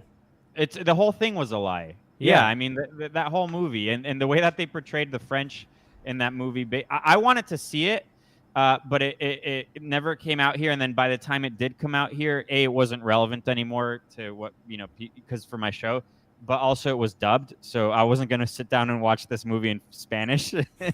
But the way that I've read that they portrayed the French, and the way that the trailer clearly portrayed them, is that they were evil, and they were coming in and telling them what to do or whatever. But in reality, they were the ones stopping the slave trade.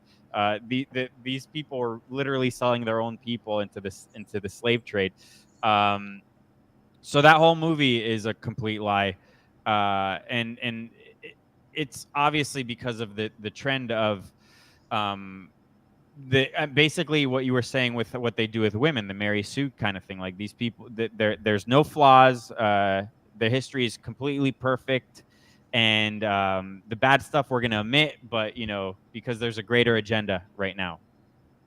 And it sucks because there is a wealth of a lot of great historical figures that you could take a look at. For example, I always bring up Alexander Pushkin. I mean, he was like 1/8 black, but regardless, this is an example of somebody where, like, not even him, if 1/8 is not enough for some people, let's say his great-grandfather, Hannibal, who was adopted by Peter the Great, brought into his kingdom there, and ended up rising through the ranks and becoming like a very high-tier general and intellectual, spoke several different languages in the Russian court. And this is a guy, who ancestral-wise came from some part in Africa, and that could be an example where people look at, like, a great man who ended up then, over time, from him came Pushkin, who was an even greater man as far as the contribution that he gave to Russian poetry. And I wish these could be figures that could be talked about as opposed to creating something out of thin air that didn't exist before, like in the example you said, or in the example of promoting what I think are not the greatest values. Like, I know people, obviously, Bill Cosby did a lot of horrible things, but when he was speaking about certain cultures going on in the black community, like, that should be spoken about more. And I don't like the... Yeah, I mentioned Bill Cosby the other day because in the 80s, no one was like, oh, that's a black show. People were like, oh, that's just a show. That's, like, really popular. Everyone loved it. But no one said that's the black show. You know what I mean? It was massively popular. But now, because sounds like segregation. Huh? Sounds so much like the language of segregation, right? The black show, right? Right. Well, but that's what people are pushing for now, Yeah. And even the name people of color.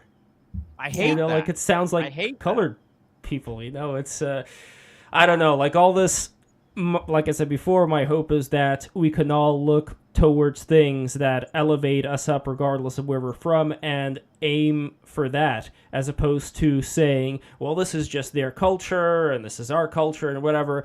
I had a conversation with this woman who then became very, very scared of talking about any of this stuff, but she's like upper crust Manhattanite woman who, belongs to clubs and things like that. And she was also talking about how when she goes to the CVS nearby her home in Manhattan, like, she regularly sees, like, the homeless people and the druggies, they go and they steal stuff and they get away with it and nobody does anything about it. But she does notice that a lot of people who are her friends feel, well, we can't judge, it's their culture. That's the point that we've gotten to. No, I hate, like, people have become so overly empathetic because they're scared to actually say what's on their mind. Like, the father of a 18-year-old boy who was killed by a black kid, literally the next day forgave him. Like, it didn't even go to court yet. Why are you publicly forgiving the person who just killed your son? You're that scared? Like, you're more scared of racism than that being perceived a racist than the fact that your kid was just killed? I mean, or just keep your mouth shut. But why? Like, everyone's a specific group of people right now are way too empathetic for absolutely no. Oh no, they've shut him down. Josh, are you there? No, it's just bad Wi-Fi there. So we're going to get Josh back, but we're going to be concluding this pretty soon. I want to get to final thoughts and super chats as well. But while Josh is recalibrating there or whatever's going on, Catherine, Catherine, let me know what you. The R word. Yes, let me know what you thought of the conversation. What did I think of the conversation? Yeah, Kanye and all that. Let's put a nice bow on it and finish it off. Yeah. Could you be any more specific with your question? No, I can't. Okay. Yes. Grounds that may incriminate you.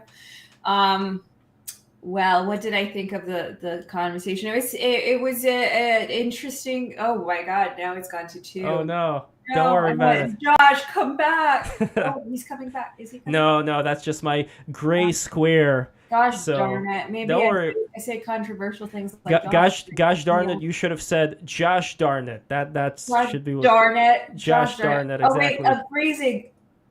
Listen, if you want Josh to be back over here, what you have to do is press the subscribe button right now. Press the like button. That's right. Sneed those super chats. Hit the bell. I mean, I don't need to tell you guys what to do. You guys know what to do. You got to help the show grow, and we do appreciate it. We appreciate the love. We appreciate the patronage. Oh, here we go. Josh is back. We are getting Josh back on the... It worked. That's right. Wait. All your likes helped bring Josh back from the dead. He's like God, but instead of it's the modern world, it's the Neil Gaiman universe. And so instead of prayers, the likes and subscribes and super. There we go. Yeah, that helped it. No, the power went out for like literally 1 second. I'm like, Hashtag island life. Yeah, third world country. There we go. How dare you? That's so. I don't know. I don't know. What to Wait, call do you know it. what the origin of third world was? It wasn't meant to imply like what we think it is now. Third world meant to imply like this new post-colonial world of these people who are going to show all these white devils what they're made of. And there was this conference that was held where the Chinese Communist Party was there as well, and a lot of people from like Africa and the Middle East, and they were talking about how evil the West is and how wonderful they're going to be, and they ended up being the most corrupt places of all time. A lot of these countries. Also, like these areas like would love to become the United States. They the lifestyle and the consumerism and all like that.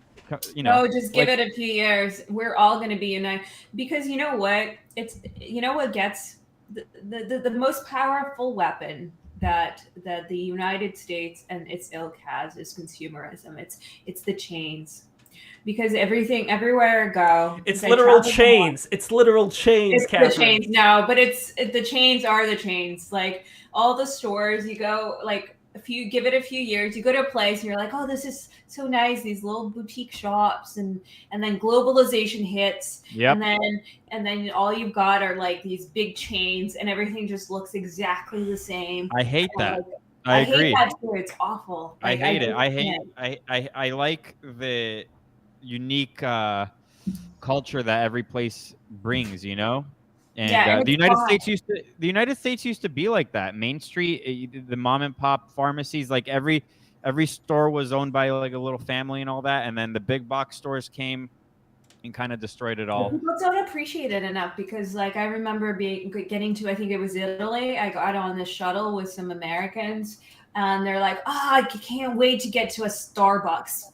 Like to a Starbucks, Italy, the place that has the best coffee, unquestionably. Yeah, it's sad. It's sad. I think people need to kind of, embrace and revere beauty again.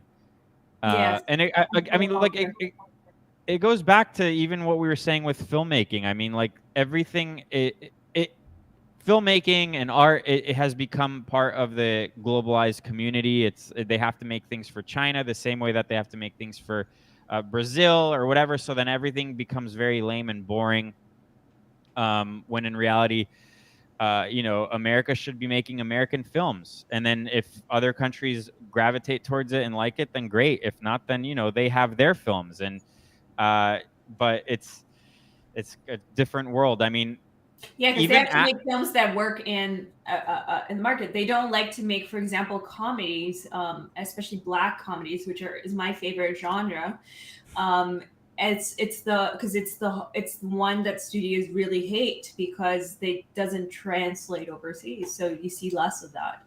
Yeah. And when you said Black comedies, do you mean like dark comedies? Yeah, you meant Medea, right? Like Medea. Did not mean Medea. You love that. Or like that also probably does not translate. By the way, well. Medea is actually a Greek mythology character. Let me see if I can remember who exactly that. I don't know that if you're is. fucking with me right now. No. You're like a very well-read guy. You got books. I got just the jungle.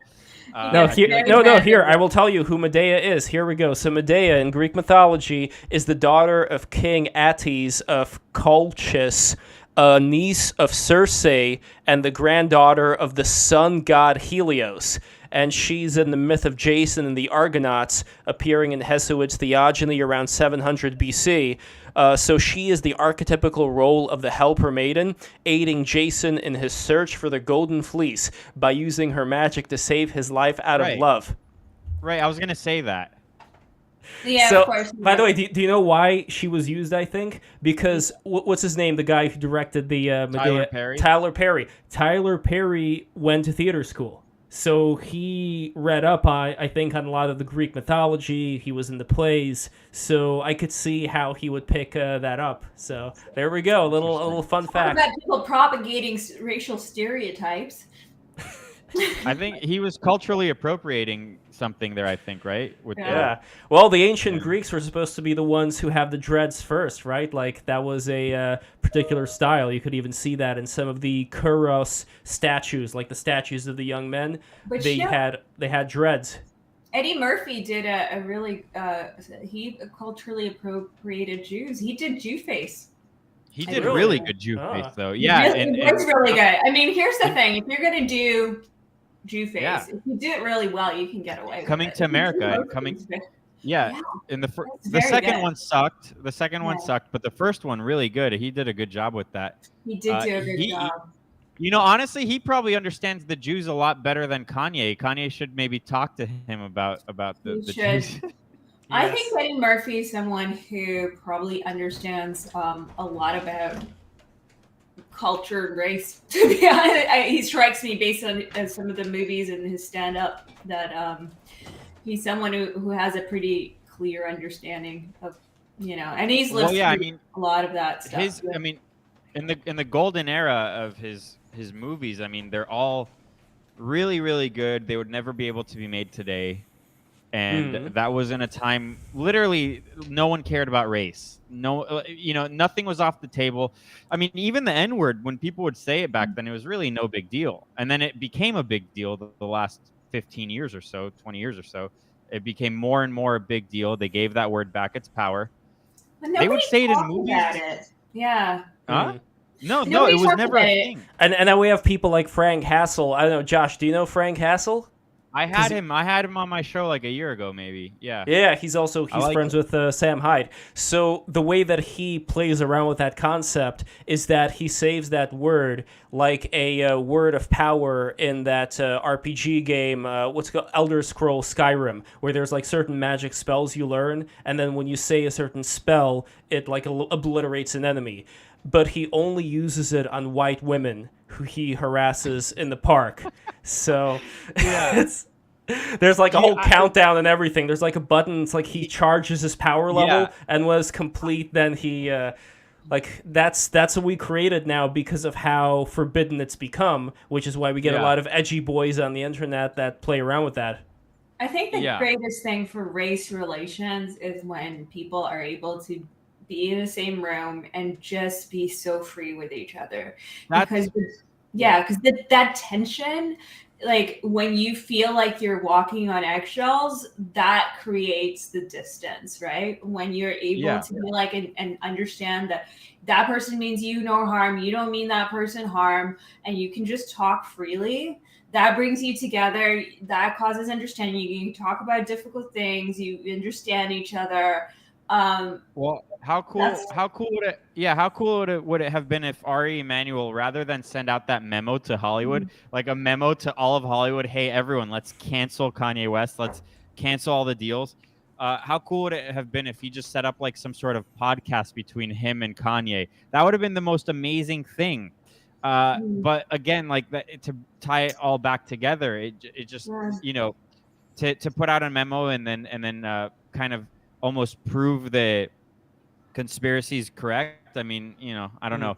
I would have been. I don't think the memo needed to happen. I don't think Ari or anybody else owes Kanye. No one owes him anything. No. Like anyone can cut ties. Cut ties and stop business with anyone. No one should be obviously forced to do business. But this notion of like, hey, Hollywood, let's take a stand against this one man who said something. I'm like, what are you doing? Like, you're not making anyone look good. To be clear, I did go and I listened to what he said. I didn't some of the things he said are fine. Some of the things I think I was not okay with.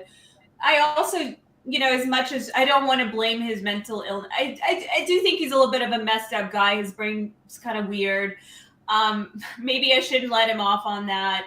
Whatever. I do have some weird empathy for him, but I just don't like. I'd rather just like either I engage with what he's saying and I say like this is why I disagree with him, or I just okay. It's a very old thing. Like, it's got a beard this size because the kind of stuff that he says would have been said by like old ladies somewhere in either like the South or in Ukraine or Russia or wherever. Like this has been, as we all know, like this is super common. It's not something that's out of. I've heard say this when he said it or before. Tons of people have said it. Yes. Yeah, but what I wish, nobody, like Ari doesn't have to do anything here, but what I wish would happen a lot more when people start talking about, like the usual things like Weimar Republic, Rothschild, like all that stuff.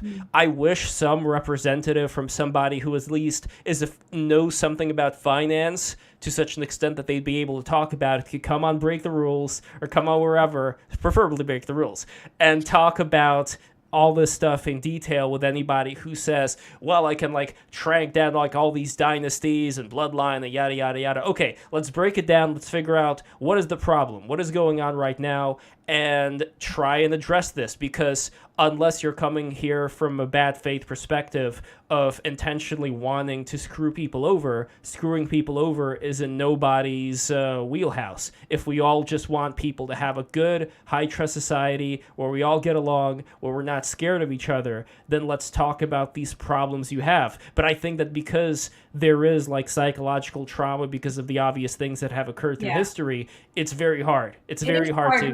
Because people get more... Like, I just don't... For example, I don't get triggered in the way that people do, so it's easier for me to do it. Some people really do, and so it's much more emotional for them.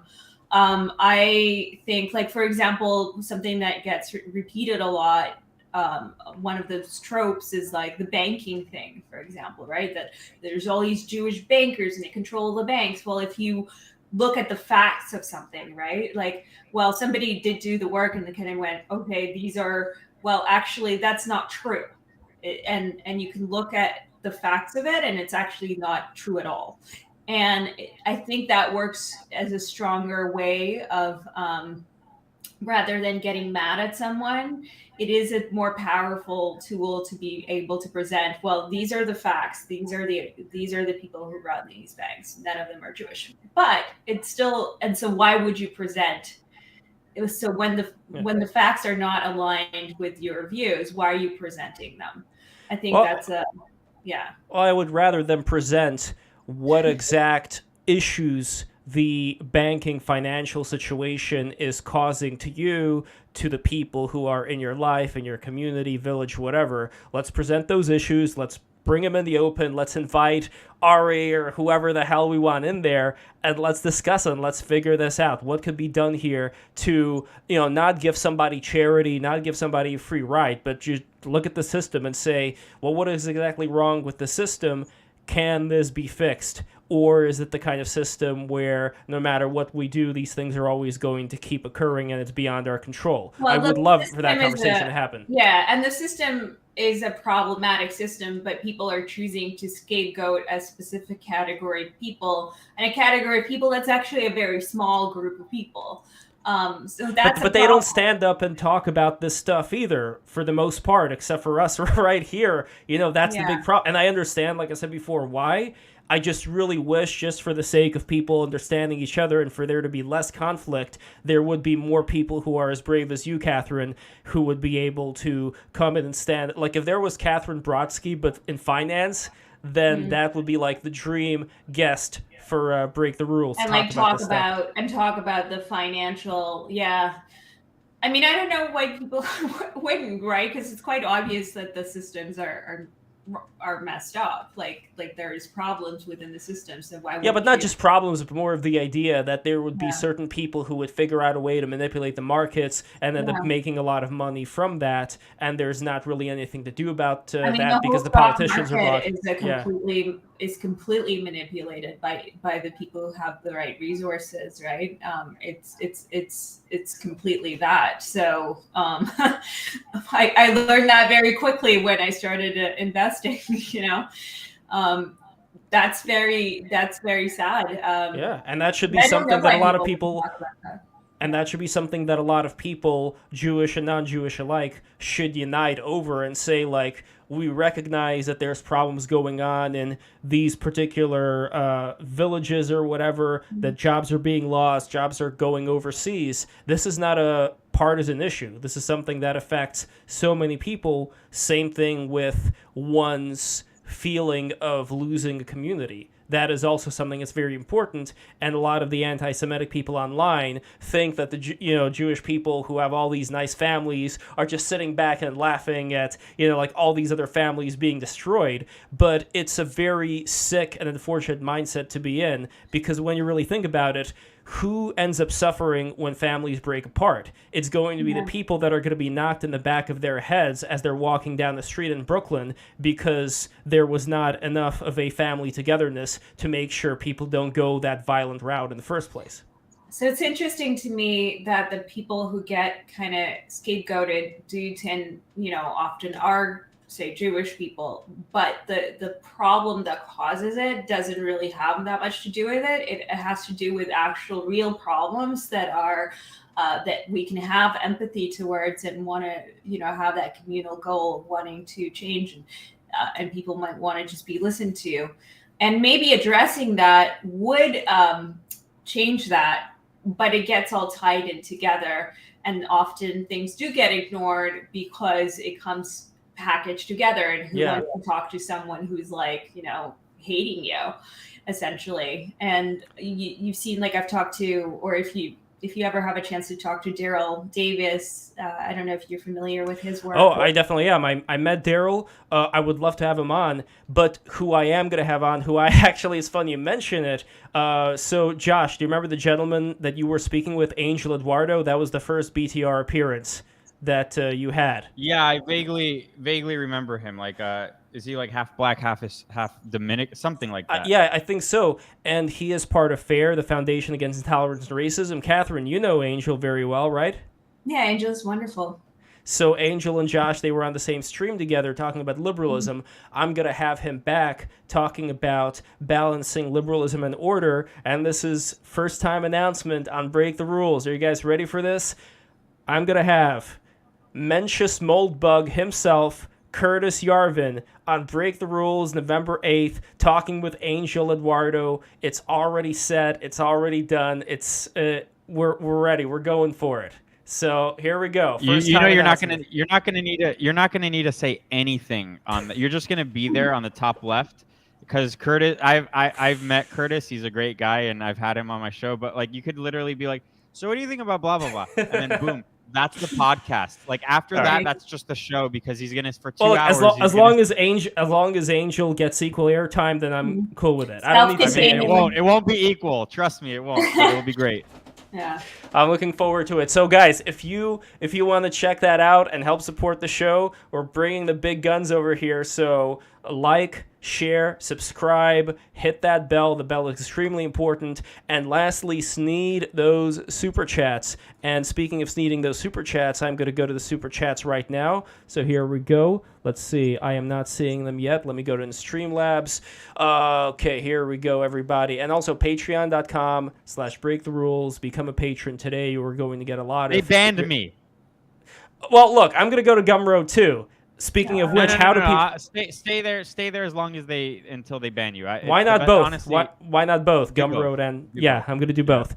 And by the way, what is your Gumroad address for the people who are listening? How do people? Oh yeah, please put that in the description. wrongop.gumroad.com. It's already in the description. No need to worry about that. And so support Wrong Opinion and support Break the Rules. What's your links that people should go to? You see, we're plugging. Oh wow, nice. I get a plug. Okay. Well, my Substack, which is randomminds, minds.substack.com. So I write random little essays on random topics, like, well, I don't know. You'll find out. make it a surprise and make it random. And then my Twitter is Mysterious Cat, like the handle that is on the screen. And that's about it. There you go. Excellent, excellent. All right, and here we have the super chats. JW with $5. That is actually JDJW, who was on the pro Pitbull side of the great Pitbull debate that we had recently. Oh, you got to see to find out. I'm not going to say anymore. And by the way, that was originally a Patreon-only stream, Patreon exclusive, so the patrons who were there, they could actually participate in the discussion as well. That is another, by the way, perk of being a BTR patron. When I'm going to have Patreon exclusive stuff, you are going to get, in a first-come, first-served matter, an opportunity to actually be there in the show with the guests, and then later on I put it out for the public to see. I kind of edit it out, just so you don't get the full package. But anyway, you got to become a patron for that. Anyway, JW $5 says, freedom of speech is the most important freedom we have. How do we move forward without open conversations? If that goes away, we are screwed. We are. Well, That's PayPal, the $2,500 fine from PayPal, that is actually real. That came out today. Oh, yeah, boy. Well, it is real. Yeah, well, I mean, because originally they were like, "Oh no, that we put out something. It was not really finalized. It was an accident." Yeah. It was an accident. And Oopsie. then it comes out. Yeah, today it's real. I think enough time passed where they were like, "Okay, now we can put it out." But it's. But their numbers have gotten lower, right? Like they suffered financially from that, did they not? I hope so. Probably But like not.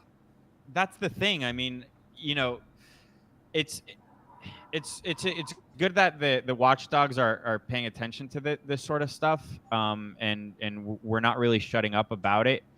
But I still kind of feel like maybe the tides will turn because, like, again, that old saying, "Go woke, go broke." I mean, that's what it comes down to. PayPal's not the government, and it's a business, and they need to start acting like it again.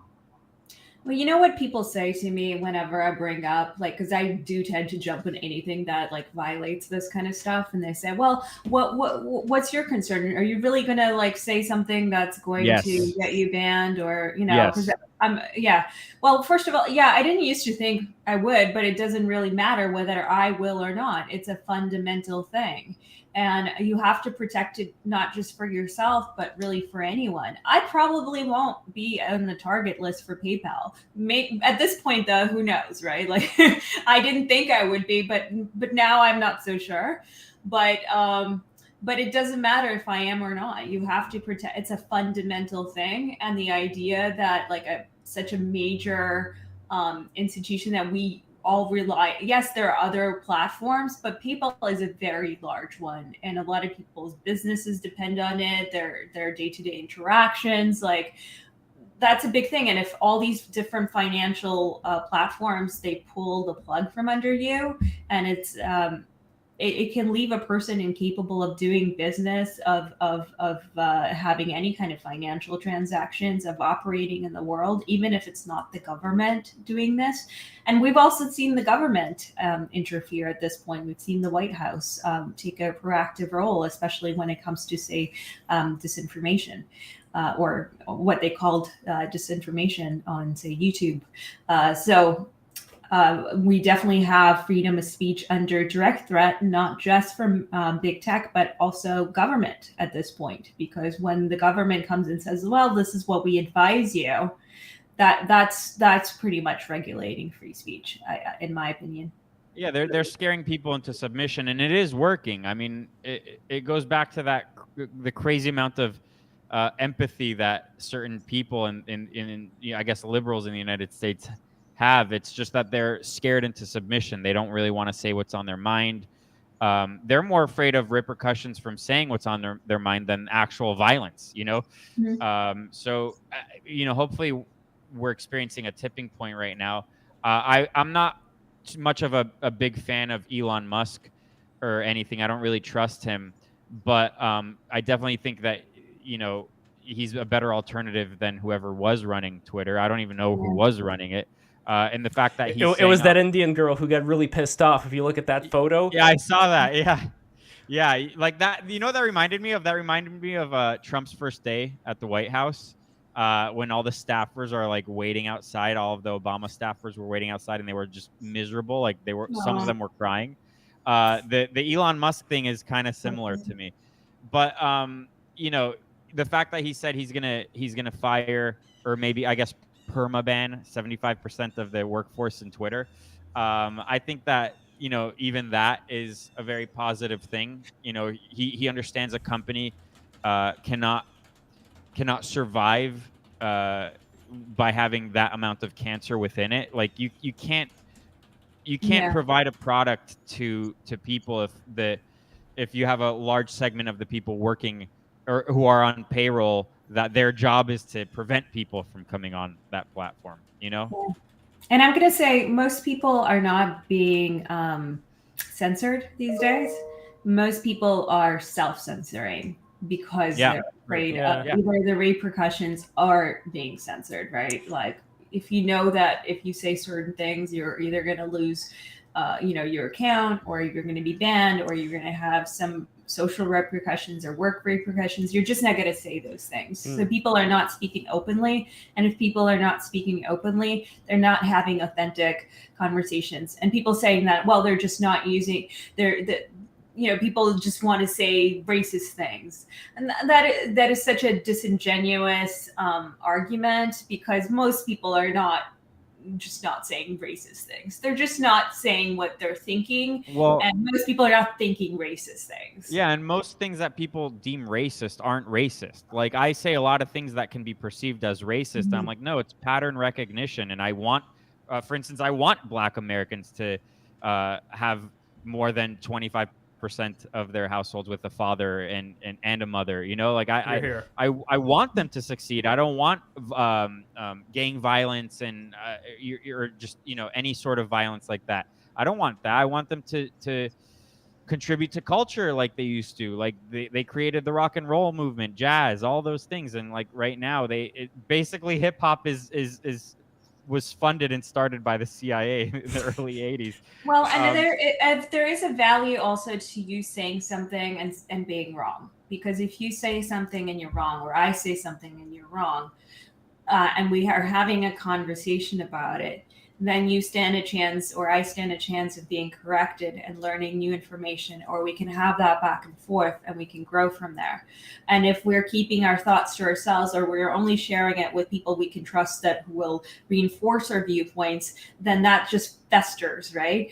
And so there's never a chance. So actually what happens is, and this has been sort of studied as well, is that actually more extremist viewpoints on both on the left and the right, they sort of grow.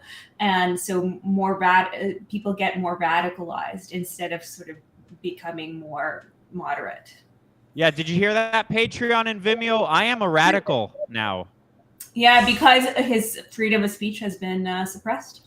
That's correct. Yeah, I think the Gumroad may be coming up for BTR too. Why not have both? Oh, and one other thing I forgot to mention is that in this conversation of the anti-Semitism and all that, the USSR ended up playing a really big role there, because I know, Josh, you mentioned the CIA. The USSR, it brought regulars like, for example, Angela Davis. She was a regular feature of Russian Soviet life, believe it or not. She was invited constantly to go there for various events because they wanted to spread this very leftist message, and they knew that they were going to be able to divide people by spreading it, and they ended up doing it. Today, they're doing it both for like the left and the right. People think they're only doing it for the right. That's not true. They're doing it for the left as well. And, not that the CIA doesn't do some bad stuff as well, but that part of it, I think, is never really discussed, because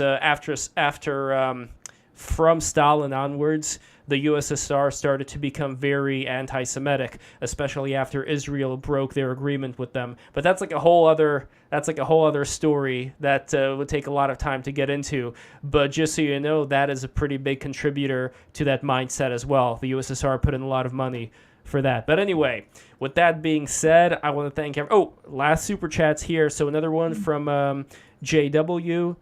I think I may have read this one. Why is everything being segregated by race and religion now? Did I read that one? Was that no? Okay, No, that's another one. All right, there we go. I mean, we Why kind is of touched on that too, but yeah. did a Yeah. little bit. Yeah. Yeah, it's the new. Divide and conquer. It's the new anti-racism is the new racism. It's like it's baffling. And I would also put in Russia and the USSR in there as well. And yes, I know some people are thinking, oh my God, cringe, why is Lev saying this? I really want people to fight the urge to only react to seeing the anti-Russia stuff come from CNN and a lot of platforms they don't like. I really want you to fight the urge to just automatically react to that by, adopting this, Russia's not interfering or doing no wrong. And the whole Trump-Russia thing also had a lot to do with why people end up becoming kind of like a boy cries wolf type of mindset when it comes to Russia. So don't discount how Russia also wants to divide the United States. I just wanted to say that as well. Anyway, Devin Selness, $2. I have values. Yeah, Judeo-Christian values. I think that was at me because I said I had values. Okay. Well, and he thinks it comes from the Judeo-Christian. I mean, who knows? Like, I know that your position is that, and look, you have it way more together than many other people out there, but I'd say everybody may have a certain thing going on in subconscious. I mean, this is something that I think Carl Jung was talking about. I think it was him, that World War II and the carnage that came from that, a lot of that he attributed to the collective unconscious of people who tried to suppress all of that beneath having this very nice, polite exterior, how it was still there, and you're not really going to be able to get rid of that. Like, that's always going to be a part of you, and if you understand that it's there, then you can actually manage it. So I think comedy, speaking with each other, like the way that we were doing, in a way we are managing that Dionysian part of us instead of pretending that it doesn't exist. Oh, it definitely exists. I think it's the choice of what you do with it, right? I think at the end of the day, sometimes certainly there's all these emotions, right? And you want to be angry and you want to lose control and you want revenge and all these things, right? And the guiding principle, and I've written about it on my Substack. randomminds.substack.com. Yeah. So it's one of my sort of guiding principles is as I try to orient myself on like, okay, what's useful in every situation, right? What's the most useful thing I can do? And that sort of orients me. And that's a big value for me. It's like, okay, what's going to be the useful thing? Is it going to be to teach someone to get mad, to do this, to do revenge? What's the useful thing in this situation? And that helps me sometimes, like, to get over my personal feelings or my, that Dionysus part of me. So, it's not like I always succeed. I'm a human being. I'm very far from perfect, but it's like that question kind of runs my life. I think that was the name of the post too. And in a way, circling back to Judaism before we go, I talked about this with Jason Reza-Jurjani, very fascinating episode. You guys should check it out. But I was talking with him about how I think that the entire process, because he considers, his theory about Yahweh, it's very different from a lot of other theories. He attributes Yahweh in not a imaginary sense, but in a historical, literalist sense, which does not mean Yahweh is the creator of the universe. What it means is that, and again, Catherine, this is going to be a little bit out there, just fair warning, but it's the idea that humanity was seeded and run by who people consider to be, back in the Sumerian days, this organization of so-called gods. These higher beings that were ruling over people. And the chief of those gods would have been named back then. That would be, after Anu, that was Enlil. And Enlil, he attributes to being Zeus or Jupiter or, I guess, the god of thunder, Thor. Where, according to him, this is the same dude. And again, don't think of like a man in the clouds with a beard and, throwing a thunderbolt. Just think of like a very advanced human being who has certain abilities that we don't. And that being ended up becoming LARPing, you could say, as Yahweh. LARPing as, instead of me being just like the chief of the gods and like it's like all of these gods. No, now I'm the big boss. I'm the big man. I created everything. And these aren't gods. These are angels. These are like my angels. And the idea was that way he tricked humanity into adopting a much more subservient role. But the ironic thing that I pointed out to Giorgiani was that it was the Jewish people where, like I said in the beginning of this conversation, they started to question. They started to think about what exactly is their relationship with the Creator. And I think that created a mindset that is the antithesis of subservience, which is why for all the people who are stuck, Jewish and non-Jewish alike, in the leftist mindset in the big cities, we have libs of TikTok, Jewish women. I'd say there are many more brave Jewish women out there there are men personally, at least that's the pattern I'm seeing right now, but I am seeing this sense of not conforming, not taking as is whatever information you're given.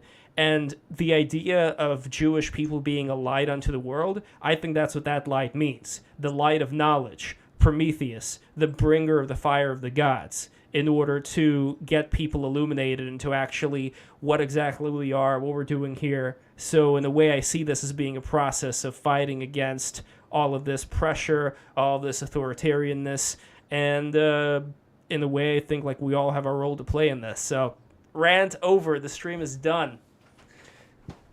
Yay. That was like school for me. I was learning. I was just sitting back and I was like, oh, okay, interesting. That's interesting. I have nothing to add. That was really interesting. Lev actually reads all these books behind him. Yeah, Not just for show. They're not one of those, background things. Yeah, not a green screen. All right, well, guys, thank you so much for watching. Once again, like, comment, subscribe, share this with all your loved ones, and we'll see you next week. We're going to have a stream about the mind control grid, fascinating subjects, talking about kind of similar things we talked about here, and I will announce the cast of that later on November 8th. Curtis Yarvin is coming with Angel Eduardo. It's sure to be a fun time for all. Thank you guys.